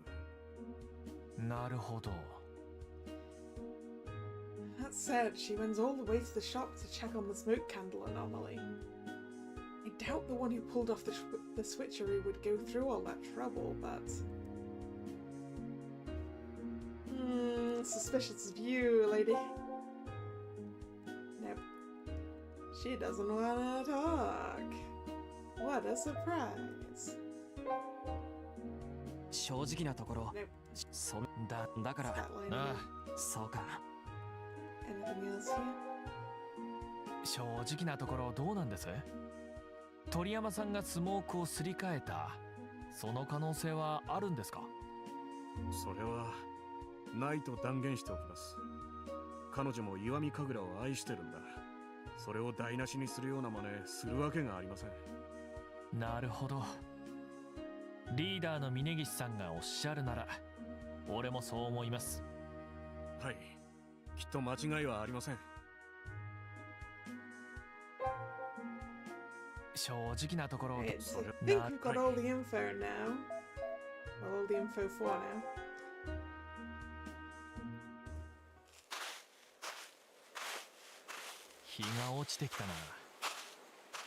Yagumo stops in the middle of the path and looks up toward the orange sky.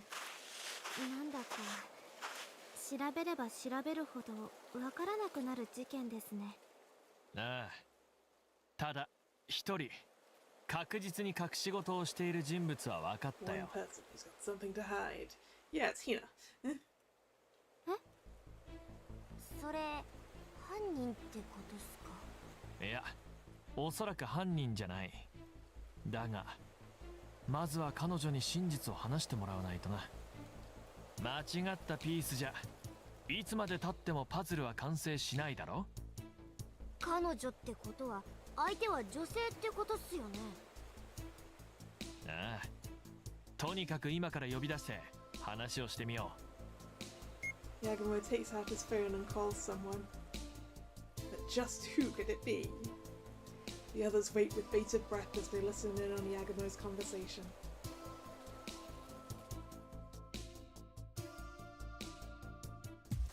The solution!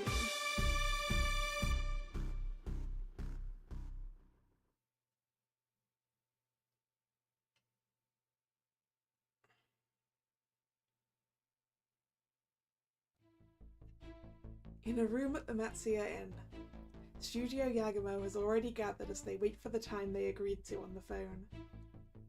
来ますかね。遠峰にことづてを頼んでおいたんだ。その後奴から何も連絡がないってことは相手が承諾してくれたってことさ。だといいんすけど。彼女本当のことを話してくれるでしょうか？話してもらえるよ、やってみるさ。とはいえ犯人でもない女性一人が相手だ。無駄に怯えさせたりしないよううまくやらないと。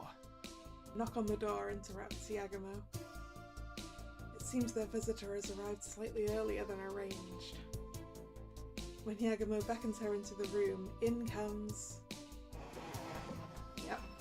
失礼します。Hina Shiraishi, flute player in the Mitsumine Troops Orchestra.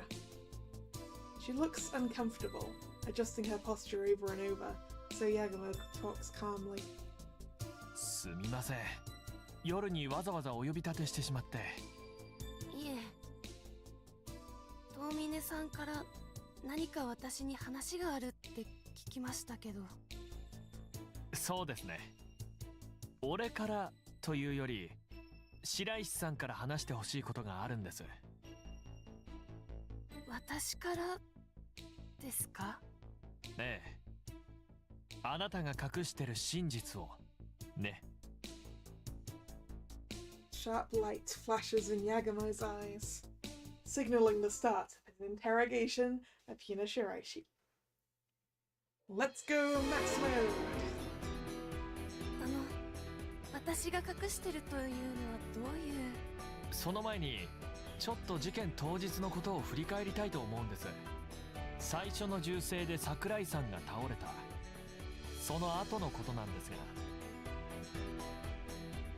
その後大量のスモークで視界が悪い中、観客がパニックになってさらに銃声のような音が鳴り響いた。そうでしたよね。He has a point, like, how did she know who had been shot, for a start? それ、妙だとは思いませんか？桜井さんを殺害するのが目的なら、もうそれ以上の発砲は無意味だ。それは念のため、さらに彼に銃弾を撃ち込もうとしたんじゃないでしょうか。彼の死を確実なものにしたくてとか。 Yeah, but the shots wouldn't have come from everywhere if that was the case, would they? He was already kind of motionless. いや、ところがですね。Yugensai said Tori would be burned by hellfire. This weekend was not saw the shot. Many tourists tested positive for gunshot residue. This one. I'm pretty sure. Yeah. This one. 複数の、それもバラバラの位置にいた観客たちから硝煙反応が出てるんですよ。つまりそれをそのまま発砲の形跡と考えるなら、犯人はあちこち移動しながら発砲したことになる。桜井さんの遺体に銃を撃ち込むなら、その場で続けて撃てばいいじゃないですか。そもそも硝煙反応が出るほど近くで発砲されたんなら、いくらあのスモークの中とはいえ、犯人を目撃している人間がいても不思議じゃない。なのに今のところそういう話は一切出てないんです。それ不思議ですよね。それは私にはよくわかりません。硝煙反応とか初めて聞く言葉ですし。 You've never even heard about gunshot residue? What kind of a person are you? そうですか。ではもう一つ不思議な点を言いましょう。あの時聞こえた発砲のような音なんですが、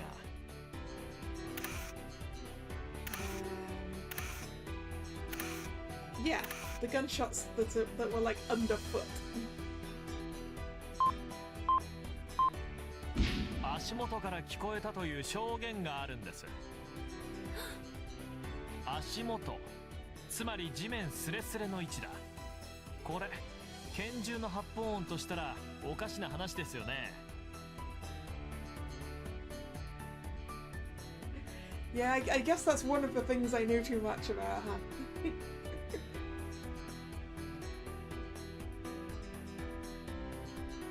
It's like how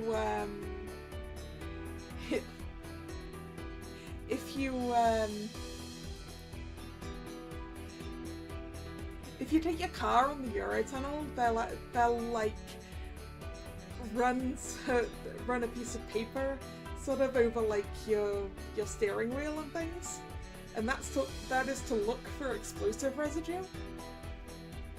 The security people, they do it at secure sites as well, but I definitely remember it being done at the Eurotunnel.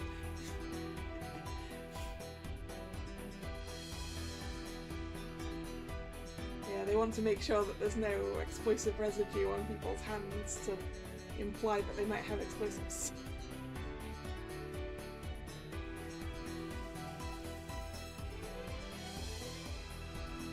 パニックになってみんなが動き回っている時、犯人は寝そべって発砲でもしてたんでしょうか。そんな姿勢をしてたらあちこち踏まれて大変なことになってしまいますよ。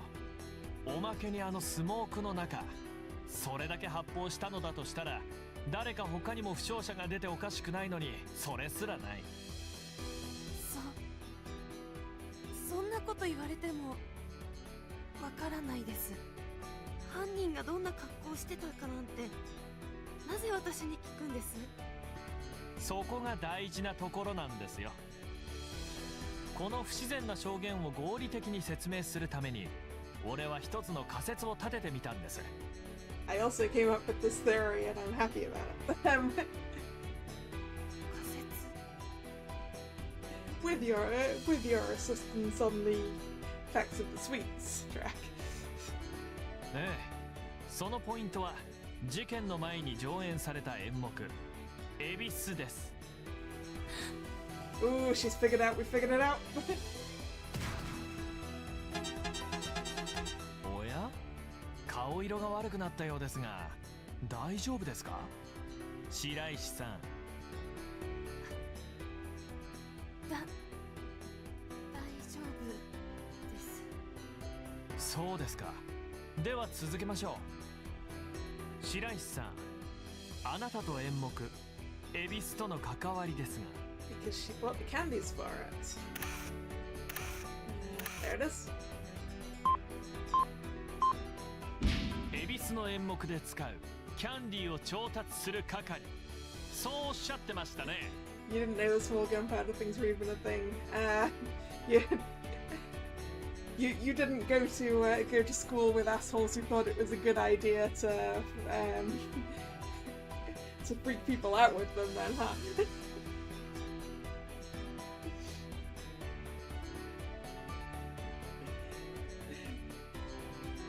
Because you could literally buy them as a shop down the road from my primary school. And some of the boys would go and do that and then mess around with them on the playground.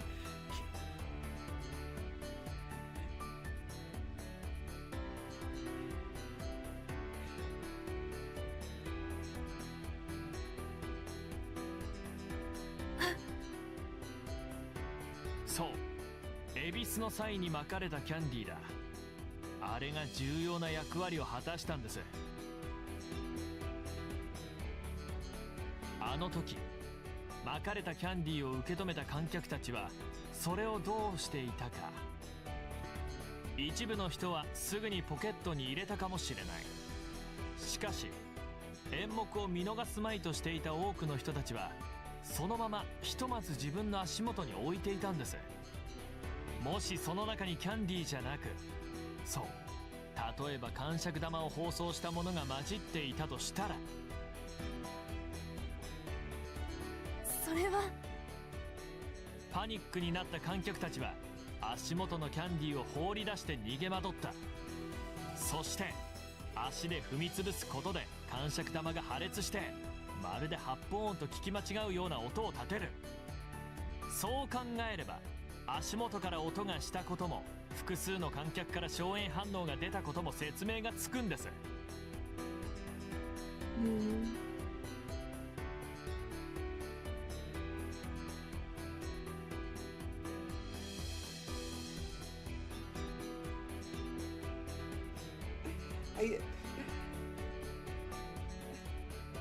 I guess Thomas kind of figured it out earlier as well with the saying that they were papas, right? Is it a Japanese culture thing not to eat candies or stuff during performances? I have no idea. I guess it might be, because like it's also a thing not to eat while walking around, right? So maybe.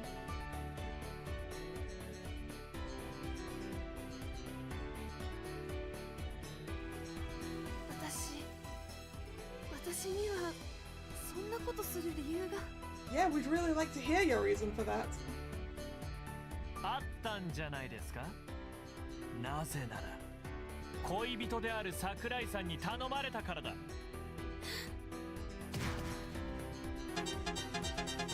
桜井さんがあなたにそんなことを頼んだ理由は As for why he'd ask such a thing, the Kumashiro thing, right? Yeah. Because he is the Shaman Shaman and he's not actually dead, right?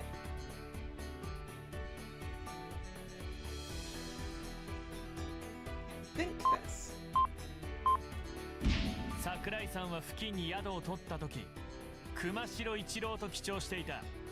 つまり彼を脅していたという熊代有限祭と同じ名字です。これは彼こそが熊代有限祭本人だったという可能性を示唆しているのではないでしょうか。 The same person or at least working together. つまり自身が脅されているというのは彼の自作自演の可能性があるんです。でも名字が同じ偽名を使ったからって同一人物とは限らないですよね。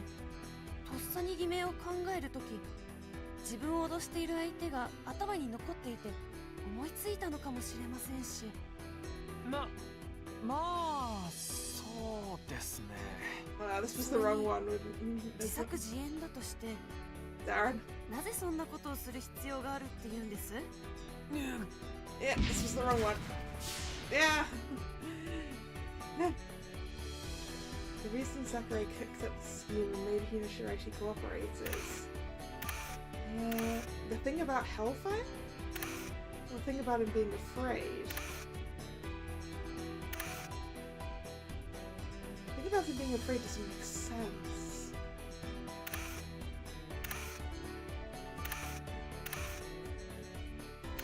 Burned by Hellfire.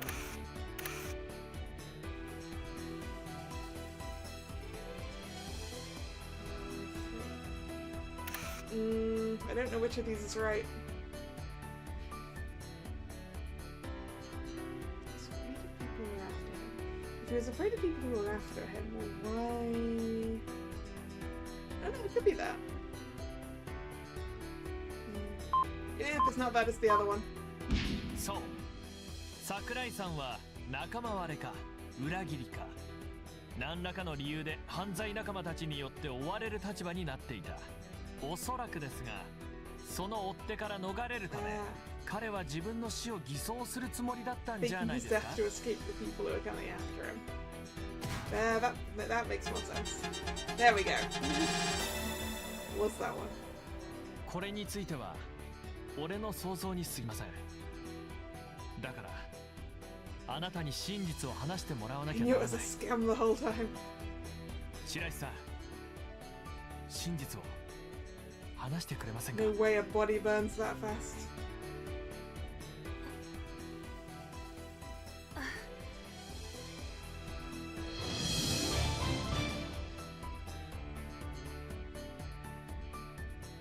私、わからないんです。なんでこんなことになったのか。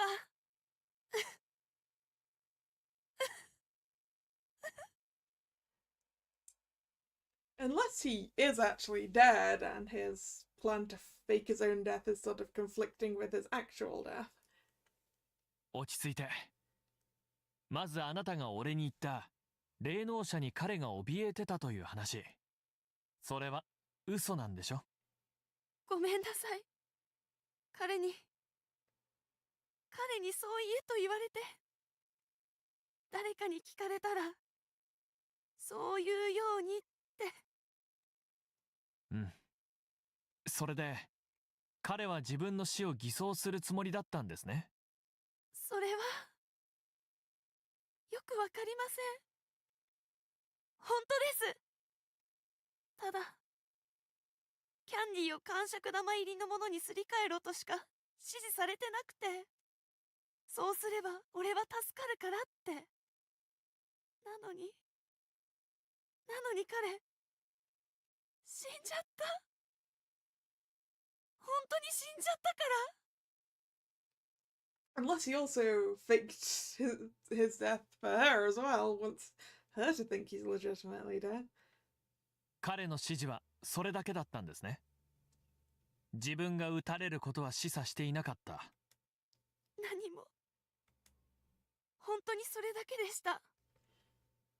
だから私、彼が本当はどうするつもりだったのかも。なるほど。Yagumo looks up at the ceiling and sighs. While one truth has been revealed, the mystery as a whole has only gotten deeper. As he sighs, he spits out a feeling of futility.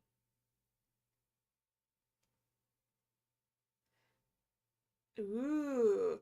I'm guessing this one's going to span into part 4 as well. I did wonder, because I've got the Switch game case right here, and on the inside of the cover, it is the picture of that shrine covered in police tape. So I was wondering if this was a slightly more important episode. Yeah, if you're going to fool people, you have to fool the ones close to you as well. It's true. Early the next morning, Studio Yagumo gathers by the Massier entrance, ready to depart. Itoha, Magari, and Yagumo are already there, waiting for Kanade to finish using the bathroom. Is that an email again? Yagumo hears an email notification and quickly takes out his phone. He opens up his email app to see... Subject, let's meet up. From Yugensai Kumashiro. Dear Max Yagumo, I see you finally believe in me. I'm quite pleased. It seems the time has come for me to meet you face to face. Please come to Kuni Yuzuri Beach tomorrow night at 9. I shall tell you everything I know about the project from 10 years ago. You're finally gonna show your face, huh? You damn shaman show-off. Tomorrow, that smug face of yours is going to beg for mercy. 監督。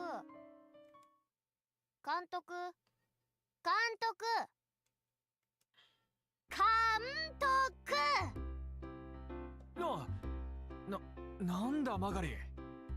なんだじゃないっすよ。かなでさん来ましたよ。これで全員っす。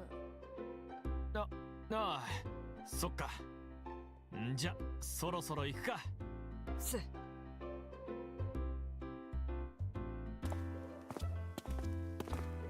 Yagumo starts walking with his team.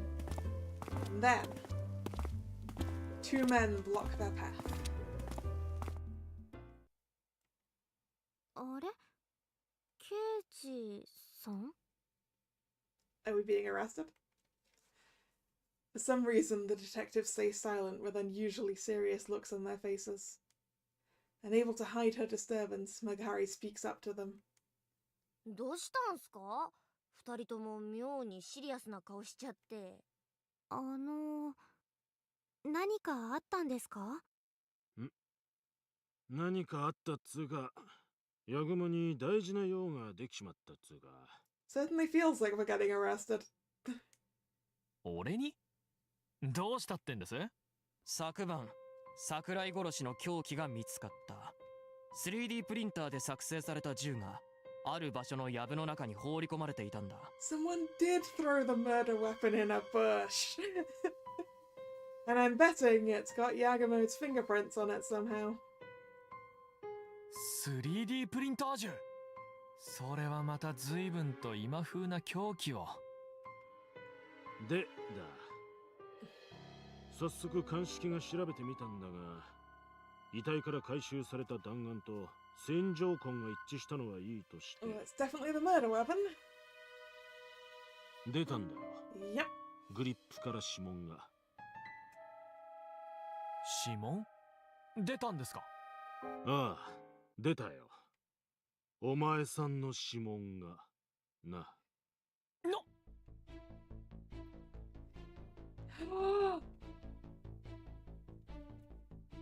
The crutch. Yeah. You're right, Track. The crutch. Oh, that's That's an asshole move.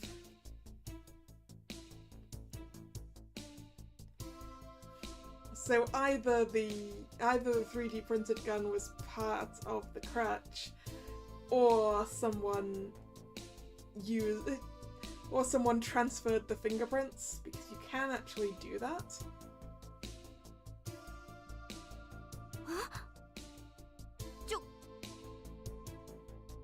諏訪野の事件の時、お前の指紋も取っただろう。それとバッチリ一致したんだよ。Yeah, he could have balanced it against the basin instead of that. So that's true. ちょっと待ってください。そんなバカな。それ何かの間違いじゃないんですか？そうっすよ。監督が犯人って、それじゃ今度のボーナスどうなるんすか？いや、ボーナスは今いいだろ。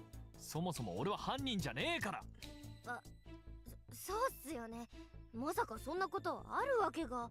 ヤグモ、君は事件の直前に辰野前神社の長寿屋で被害者と揉めていたな。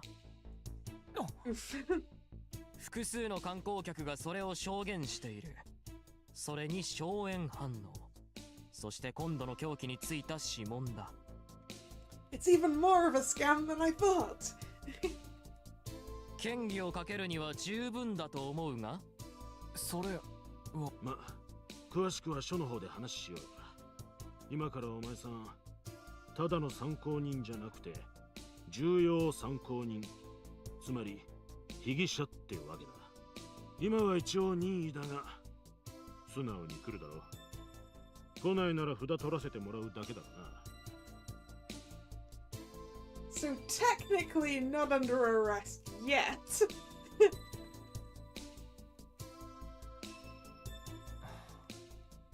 わかりました。同行します。監督。大丈夫。やってないんだから平気だ。とにかく行ってくる。そうか。物分かり良くて助かるぜ。それじゃあ行こうか。We have footage. We should be able to talk our way out of this. More specifically, I think what we need is the footage that the other camera had, because that should show that we didn't have a that we didn't have a gun in the hand, because Kanade's footage isn't going to help us, because Kanade's footage you wouldn't be able to see something on Yagumo's right hand side. But if we get the footage from the old guy, that should prove that we didn't do it. いや、ちょっと待ってください。どうせ日帰りってわけにいかないんでしょ。だったら身支度くらいさせてくださいよ。洗面道具もいるし。Yeah, can I get some fresh clothes and my toothbrush?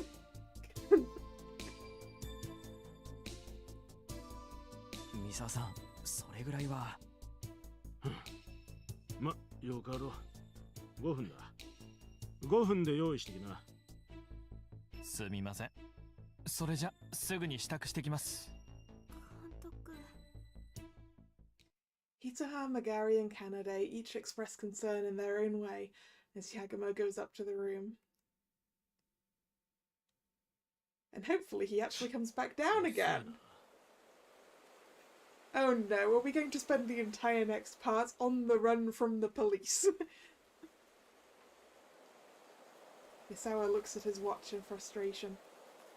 Almost 10 minutes have already passed since Yagumo went up to the second floor. I can't believe they didn't escort him! This is why I called them knuckleheads.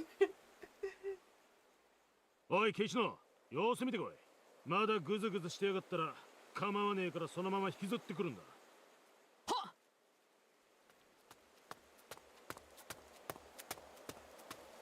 Just a few moments later, he nearly tumbles his way back down. I missed the line before that. Kishino quickly trots up the stairs.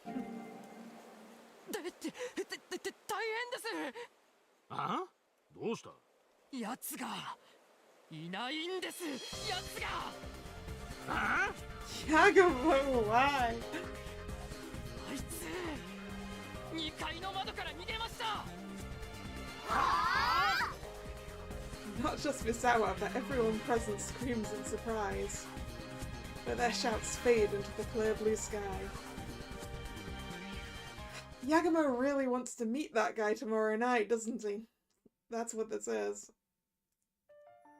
Part 3 is over.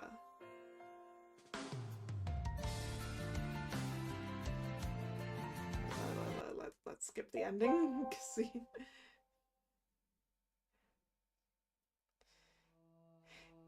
Yagumo. Yeah, right. I need to know what's going on. I mean, also we clearly have more parts to Yagumo's than Riho's, so 2 parts Yagumo, 1 part Riho seems fair. So, oh no! There you go. Riho Part 2 must be cleared to proceed. There is a point at which that's going to be... They're gonna make us sit on that cliffhanger for a while, eh? Alright, Riho Part 2 it is then.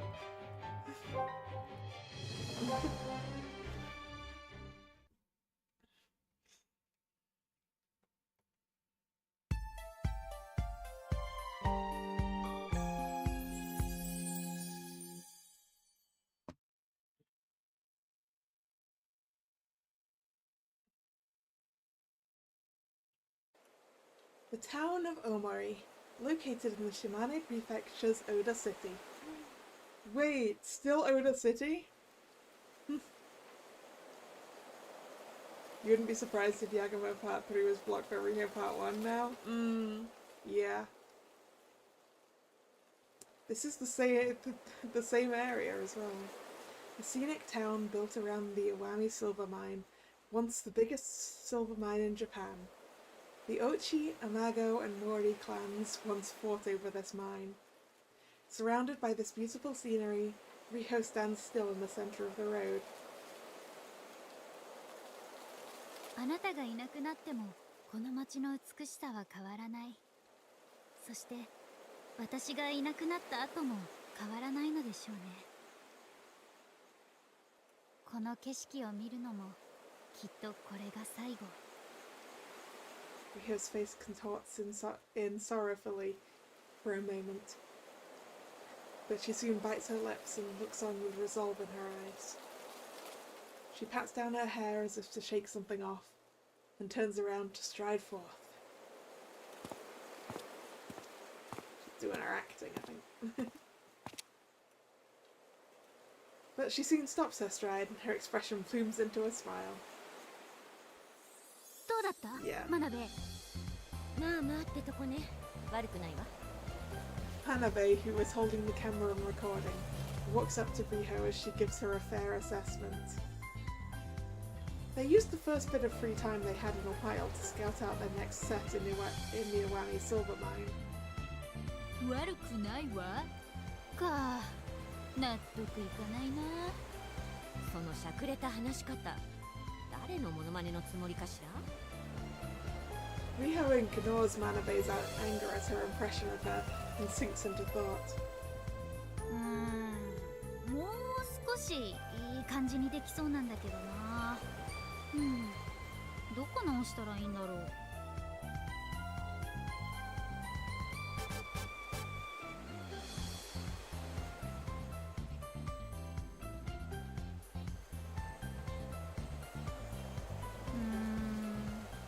もう一回やってもいい？また？もう何回やるつもりなのよ。 Despite her griping, Manabe turns the camera toward Riho again. じゃあ、テイク5、3、2。あなたがいなくなっても、この街の美しさは変わらない。私がいなくなった後も。この景色を見るのもこれが最後。どう？ちょっとセリフ刈り込んでみたんだけど、まあ少しは良くなったんじゃない？おお、採点激渋鬼ヤンマの真鍋先生にしては高評価。誰が採点激渋鬼ヤンマだ？ Now they can't help but exclaim at the odd expression that left Riho's lips. It was then that it happened. Ooh, who's this? ブラボー、素晴らしい演技だったわ。A woman clad in a gaudy urban dress that seems to be that appears to be in her mid-30s approaches Riho. その演技力、あなたただものではないわね。I wonder if this is the third actress. ちょっと待って、当ててみせるわ。そう、芸能界の人間であることは間違いないわね。ただし容姿がそれだけ優れているのに下品な主張の強さを感じさせない。容姿以外にも確固たる自信となる核を内面に持っているってタイプ。そして知名度はないながらもすでに冗談を言い合えるほど良好な信頼関係のマネージャーさんもついている。つまり露出の控えめなグラビアで認知度を上げつつ、いよいよ本格的に売り出す寸前の実力派女優さんってとこかしら。お、完璧に当たってる。確かに実力派女優ってとこ以外は完璧だわ。は何か不満でも？ごめんね。Ignoring Riho, who has no comeback, Hanabe turns to face the woman.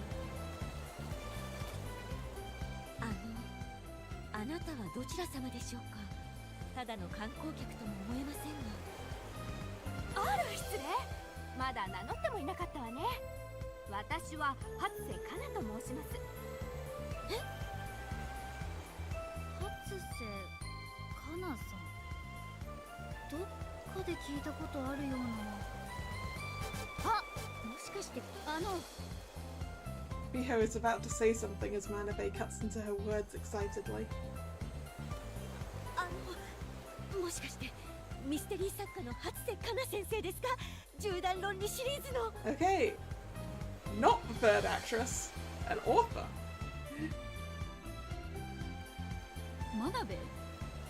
そうね、私という人間を世間に理解しやすく記号的に表現すればそうなるわね。そうなんですか？まさかご本人にお会いできるなんて。スクラッチ？私、作品の拝読をいつも再生しておりまして、大ファンです。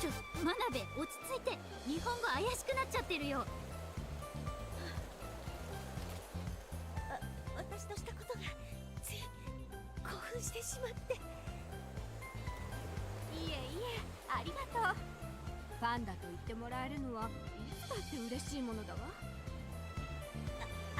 私、このリホのマネージャーをしております真鍋翔子と申しまして。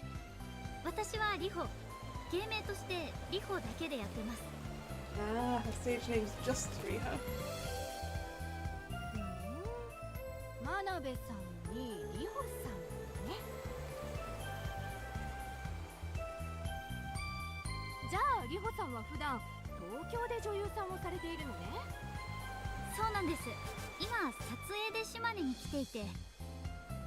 Kana is teeming with curiosity and asks Riho and Manabe a lot of questions. The conversation picks up and time flies by. Before they even know it, the sun is already setting. あら、もうこんな時間。よろしければ私の家にいらっしゃらない？明日私の誕生日パーティーをやるの。ぜひあなたたちも出席してほしいわ。When those two do meet up, there's going to be an argument first before anything. Yeah, probably the argument of why on earth did you run from the police, brother? And Riho's probably going to have to help him out of the situation, right?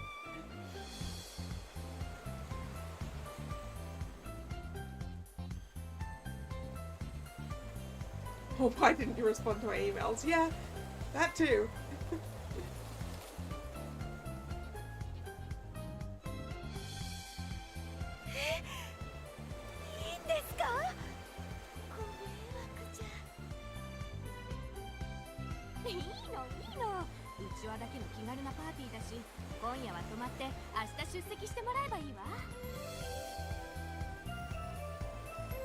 I'm very suspicious about being invited to a mystery author's birthday party. That just sounds like a place where someone's gonna get killed.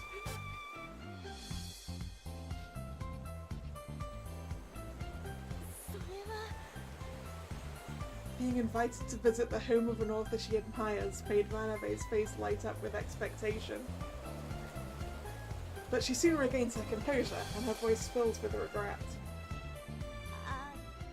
ひと言いたいとこですが、もうホテルを取ってまして、今からキャンセルというわけには。あら、そうなの？なので今回はせっかくですが、すみません。そう、残念だわ。はい、私も残念です。I mean, even if no one really dies at a mystery author's birthday party, it does at least sound like the sorts of place where there would be a murder mystery game.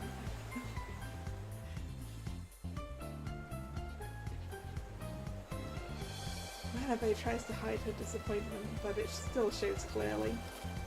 Seeing her like this, Riho taps Manabe's shoulder and speaks cheerfully.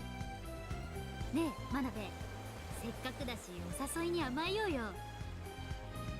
こんな売れっ子作家の方とならいろいろお話を伺うだけで演技の勉強になりそうだしさ。でも今からじゃキャンセル料が。Hey, does it really matter if you've booked a hotel room and you've been invited to stay somewhere else?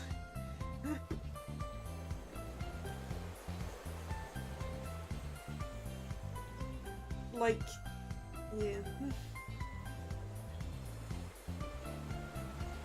It's something you planned on spending money on anyway, and... いいっていいって。私の勉強のためになるんだから、事務所の社長だって納得してくれるって。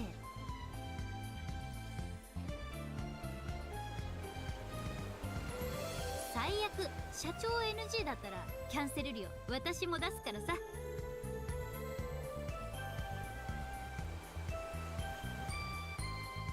It's a one night, then probably more than if it was like a week long. I mean, I'm pretty sure if you're no-show at a hotel that you haven't paid for in advance, I'm pretty sure they do charge the first night.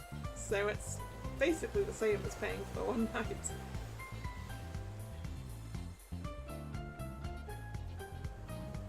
I don't know.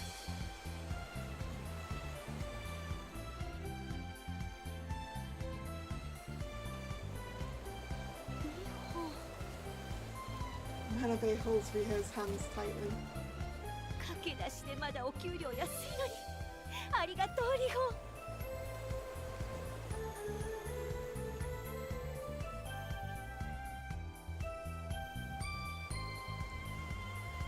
I mean, even if I was being invited to an overnight birthday party by a stranger, I'd still go check in at my hotel so that if something went wrong in the night, I could go to my hotel instead.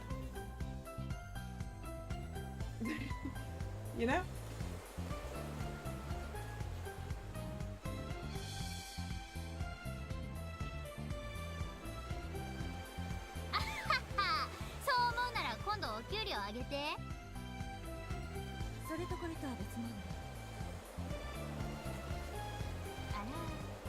And so the pair found themselves spending a night at the mystery author Kana Hatsuse's estate.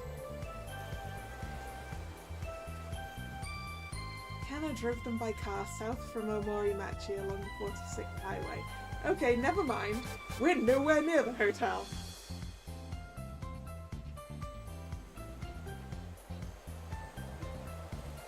I don't don't like this. I don't like this at all.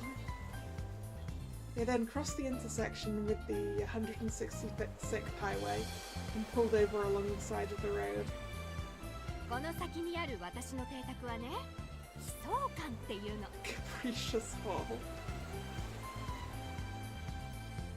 悲壮館？ええ、奇想天外の奇想で悲壮館。ミステリー作家の邸宅にふさわしい名前だと思わない？ Yay! A mystery author's house in the middle of nowhere. That's definitely the sort of place where something happens. とっても素敵な名前だと思います。さあ、話をしていたら見えてきたわよ。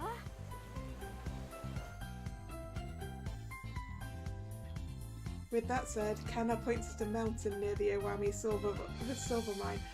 Oh, it's a mansion on a hill in the middle of nowhere. Yep, someone's dying tonight. The Capricious Hall was worthy of its name. It was a beautiful Western-style house that had something of a mysterious atmosphere to it. いかにもミステリーで登場しそうなお屋敷ですね。You're right. A birthday party with a mystery author in the middle of nowhere in a house designed for a mystery author in a mansion. Yeah.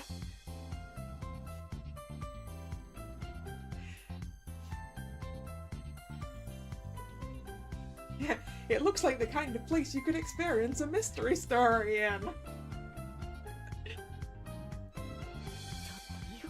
失礼でしょ。それじゃまるで殺人でも起きるみたいな言い方じゃないの。Manabe, murder could absolutely happen there. And it could happen tonight. あ、そっか。確かに。いいのよ。そのつもりでわざわざここを建てる土地に選んだんだから。A house that a mystery author specifically picked the land for to make it seem like it was a place of mystery could happen. え？そのつもりって？いかにも事件が起きそうなロケーションと建物。そんな仕事場ならミステリーの着想も湧いてきそうじゃない？ Lady, it's like you were speaking a murder into being. なるほど。 She left a whole house just for writing inspiration. Genius authors really are strange, huh? Wait, did Manabe poke fun at me for liking mystery novels? But she likes Kana's novels? Kana Itsuse's novels are categorized as light mystery. They focus on the characters rather than the case or solving the mystery. Riho prefers orthodox or neo-orthodox mystery, so she isn't as familiar with this type of mystery novel. But she's still a best-selling mystery author. But it's still a best-selling mystery author's house. This is pretty exciting. As that thought crosses Riho's mind, their car pulls over in front of the estate's entrance.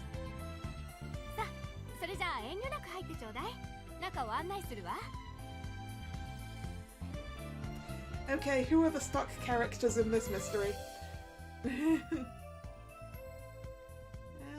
Let's go to what is going to be our room, I guess. ここがこれから二人に泊まっていただく部屋よ。Kana leads them to the fourth guest room on Capricious Hall's second floor. It looks like a fancy hotel room. うわー、素敵なお部屋。ここに泊まれるならその辺のホテルより全然いいです。そうでしょう。 Riho looks into the room. The room's basic theme was the color white, and the ornaments had a soothing atmosphere. この部屋にはちょっとした秘密が仕掛けてあるから、後で挑戦してみてほし The いわね。 room's got a secret trick. Alright, where's the secret door? 秘密ですか？そう。寝る前にでも調べてみて。きっと楽しんでもらえると思うわ。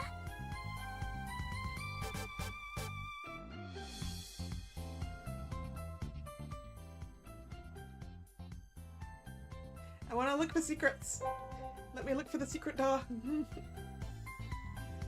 The interior is squeaky clean without so much of a speck of dust in sight. They likely ordered a professional cleaning company. Yeah, yes, there's an actual parlour as well. Yes. It's clean and smells nice. Did they spray some kind of perfume here? Rio can't say for sure, but every now and then she can feel a pleasant aroma fill her nostrils. It really gives the feeling that this estate is owned by a woman. I guess we're gonna go to the parlour. To the parlour!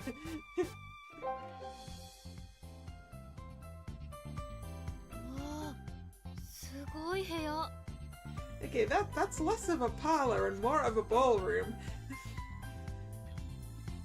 ここはパーティールームですか？そう、こういう人里離れた洋館でパーティーをするのが夢でこういう部屋を作ったの。だってほら、いかにも事件が起きそうでしょ。 Doesn't it feel like the perfect setting for an incident? Yes, yes it does. なるほど、さすがはミステリーの女王カナ先生ですね。素晴らしいこだわりです。わざわざ事件起きる方に寄せなくてもいいような。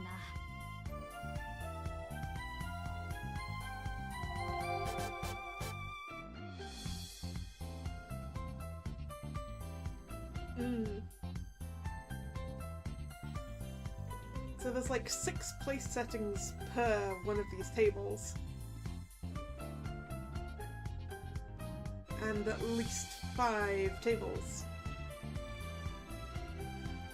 So that's 30, right?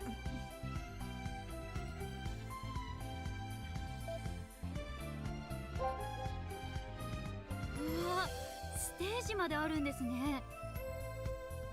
Ah, that's actually a stage, is it? 私はゲストがスピーチすることもあるから、よかったらリホさんも本番でスピーチしていただけないかしら。盛り上がると思うわ。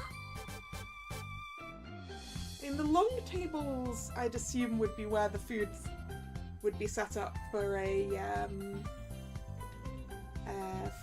buffet, rather than being seating. But I could be wrong. Could be like the top table, I suppose.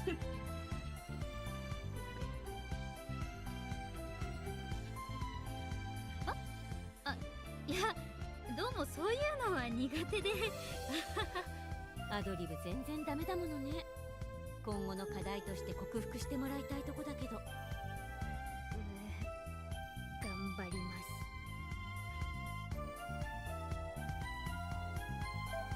す。 Who are you? It seems tomorrow's party is being set up. A woman is moving hurriedly between the tables, putting up decorations. ヒロちゃん、ヒロちゃん、ちょっと。 The woman notices Kanna's voice. The woman, Hiro, stops working and approaches them. 紹介するわね。こちらはヒロちゃん、私の秘書なの。はじめまして、水上ひろ子です。こちらはお散歩中に知り合ったリホさんと真鍋さん。すっかり意気投合しちゃって明日のパーティーにお誘いしたのよ。またあなたはそういう突然な真似を。ごめんなさいね。この人ほんと行き当たりばったり思いつきで行動するから。ご迷惑じゃなかった？いえいえ、迷惑だなんてむしろ光栄です。私たちもお誘い嬉しいですよ。そうならよかったのだけど。 Is she the same as Kanna? She looks like a really nice person. With that first impression crossing Riho's mind, they exchange greetings. ヒロちゃんは住み込みでマネージャーしてもらってるんだけど、とっても優秀でいつも助けてもらってるのよ。私が優秀なんじゃなくて、あなたに生活能力がないだけでしょ。目を離すとすぐに散らかすし、執筆に集中すると食事も取らなくなるしで、ほんと小説書くこと以外は点でダメなんだから。でもそうやってあなたが支えてくれるおかげで私の望みは全部叶ったわ。この屋敷だって希望通りのものがちゃんと出来上がったし。そりゃあなたの書いた図面という名の落書きじゃどうしようもなかったからでしょ。この部屋は爆弾も平気とか、ここはエカテリーナ2世のイメージでとかじゃ設計士さんも困っちゃうわ。Oh dear. でもそれ全部うまいこと図面にしてくれたのよね。さすがヒロちゃんは私のことをよく分かってくれてるわ。本当にもう調子いいんだから。Skills, writing 10, everything else 1. Yep, sounds like it.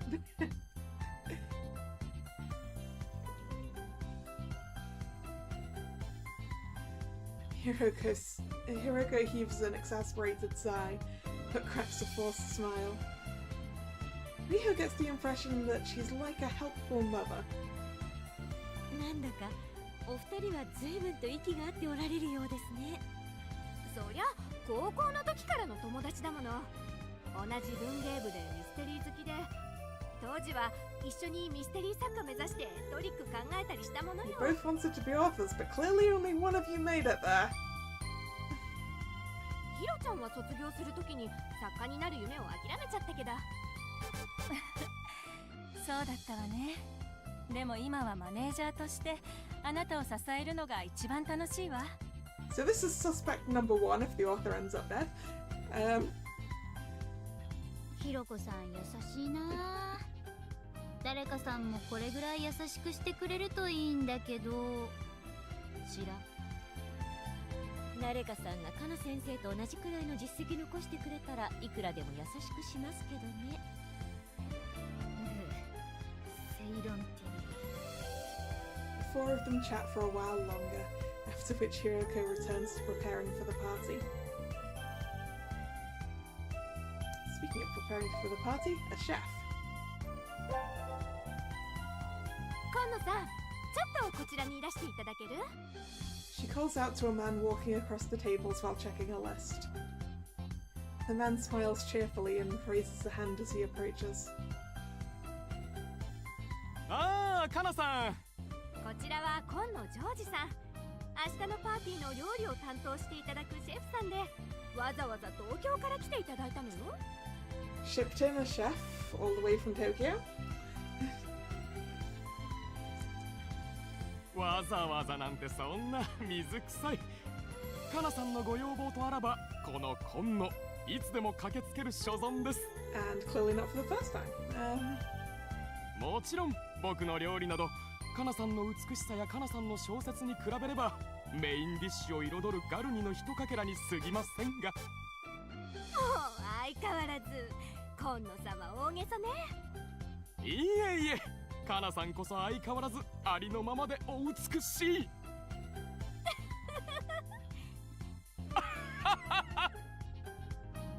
As the two of them laugh, Rio whispers to Manabe. このタイプ苦手かも。 Yeah, that's a mood, Rio. I don't like this guy already. 安心しなさい。私はよ。 Alright, the table. The party's preparations seem to be going well. Clean cloths are set over the tables. It's like a banquet room in a first-class hotel. This is making me look forward to the food they'll serve tomorrow. Alright, that's everything that's in here. Let's go look at the reception room.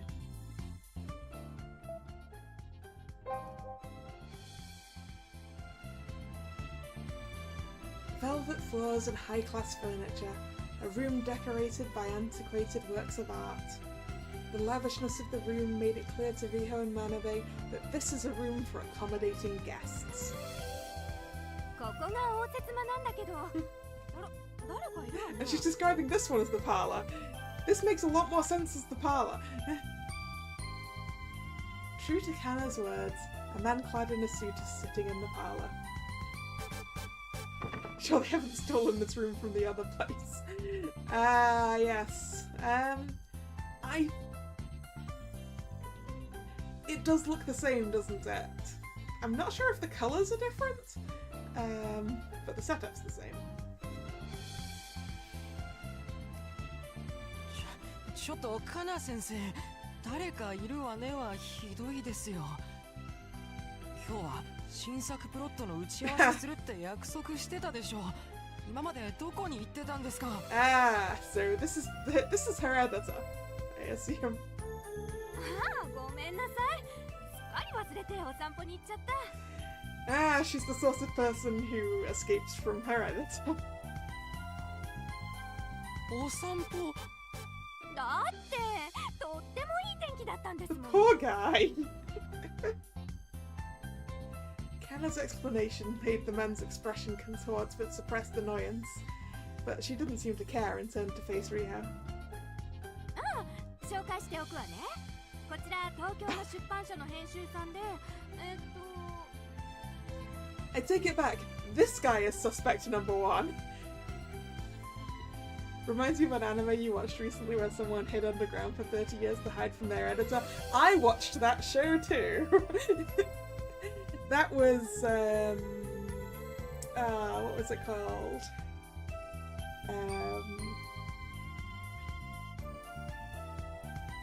I can't remember. It's a really long name, isn't it? Like, I found a runaway girl and taught her to be naughty or something. Yeah, gave the noble lady a crash course in naughtiness. That was it. Yes, I loved that.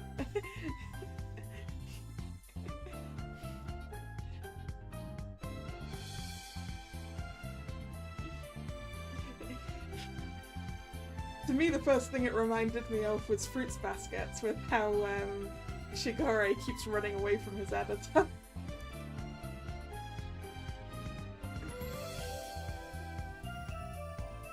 エゾノリョウゴです。そう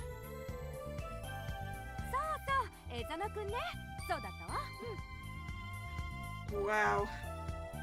Doesn't remember her editor's name. Wanders off to do other things instead of meeting with him.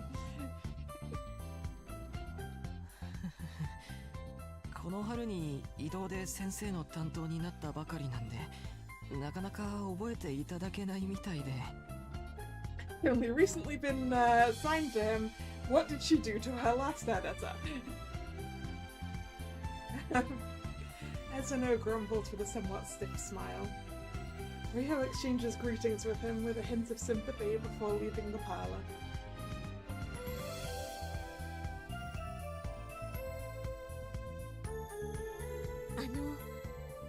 カナ先生の書斎もこの建物にあるんですよね。もちろんよ。見たい？はい、ぜひ。Wow, she didn't even stop to think. 見てもらうのは構わないんだけど。無理にとは。いや、書斎は3階にあるんだけど、3階への行き方は秘密なのよね。だからこれをつけてもらえるかし We ら。 have to be blindfolded to go there. What else do we need to make this a Cluedo board? The kitchen. Because we have the ballroom, we have the parlour. The conservatory. The kitchen. And I'm still missing one. Library? Well, I suppose we're going to the study now. So maybe that's the same thing.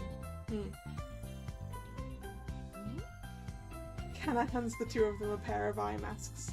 It seems she wants them to go there blindfolded. なんかバラエティ番組で拉致される芸人さんみたいな。Riho and Manabe have their eyes covered and walk slowly and carefully with Kanna pulling them by the arm. 少し狭いから気をつけてね。あと段差も。見えない中歩くって結構怖いな。Something bumps against Riho's shoulder.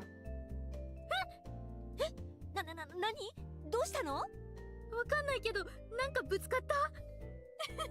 大丈夫大丈夫。そのまま前に進んで。怖いなあ、怖いなあ。 The next moment, Rio's body is overcome by a familiar sensation of floating. Ah, the crit lift. This is an elevator moving, right? はい、到着。アイマスク取ってもいいわよ。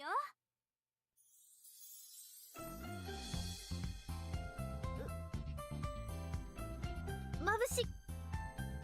The two take off their masks and an even more decorated floor than the one below enters their field of vision. ここが私の書斎がある3階フロア。限られた人間以外はここまで上がってこれないようになってるの。そんなところに入れるなんてファンとして感激です。それじゃあ案内するわね。 It's like an office building, right? It's like this looks like the parts of an office building where the lifts are.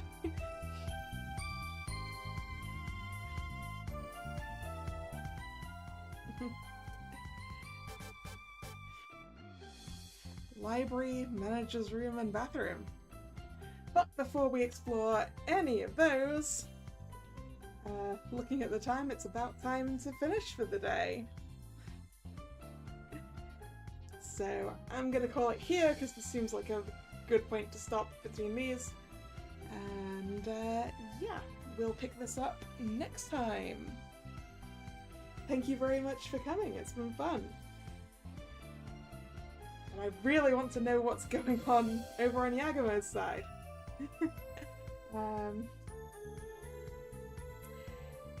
Yeah, if you're new here and you've enjoyed your time, please consider subscribing to the channel. You can also follow me on social media, which is linked in the description box.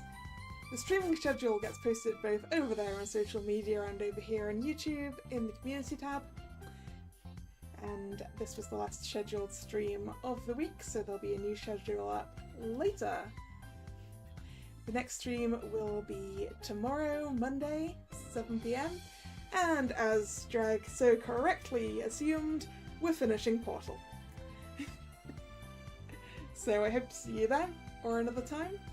Once again, thanks for coming, and this is Kalla signing out. See ya, bye bye.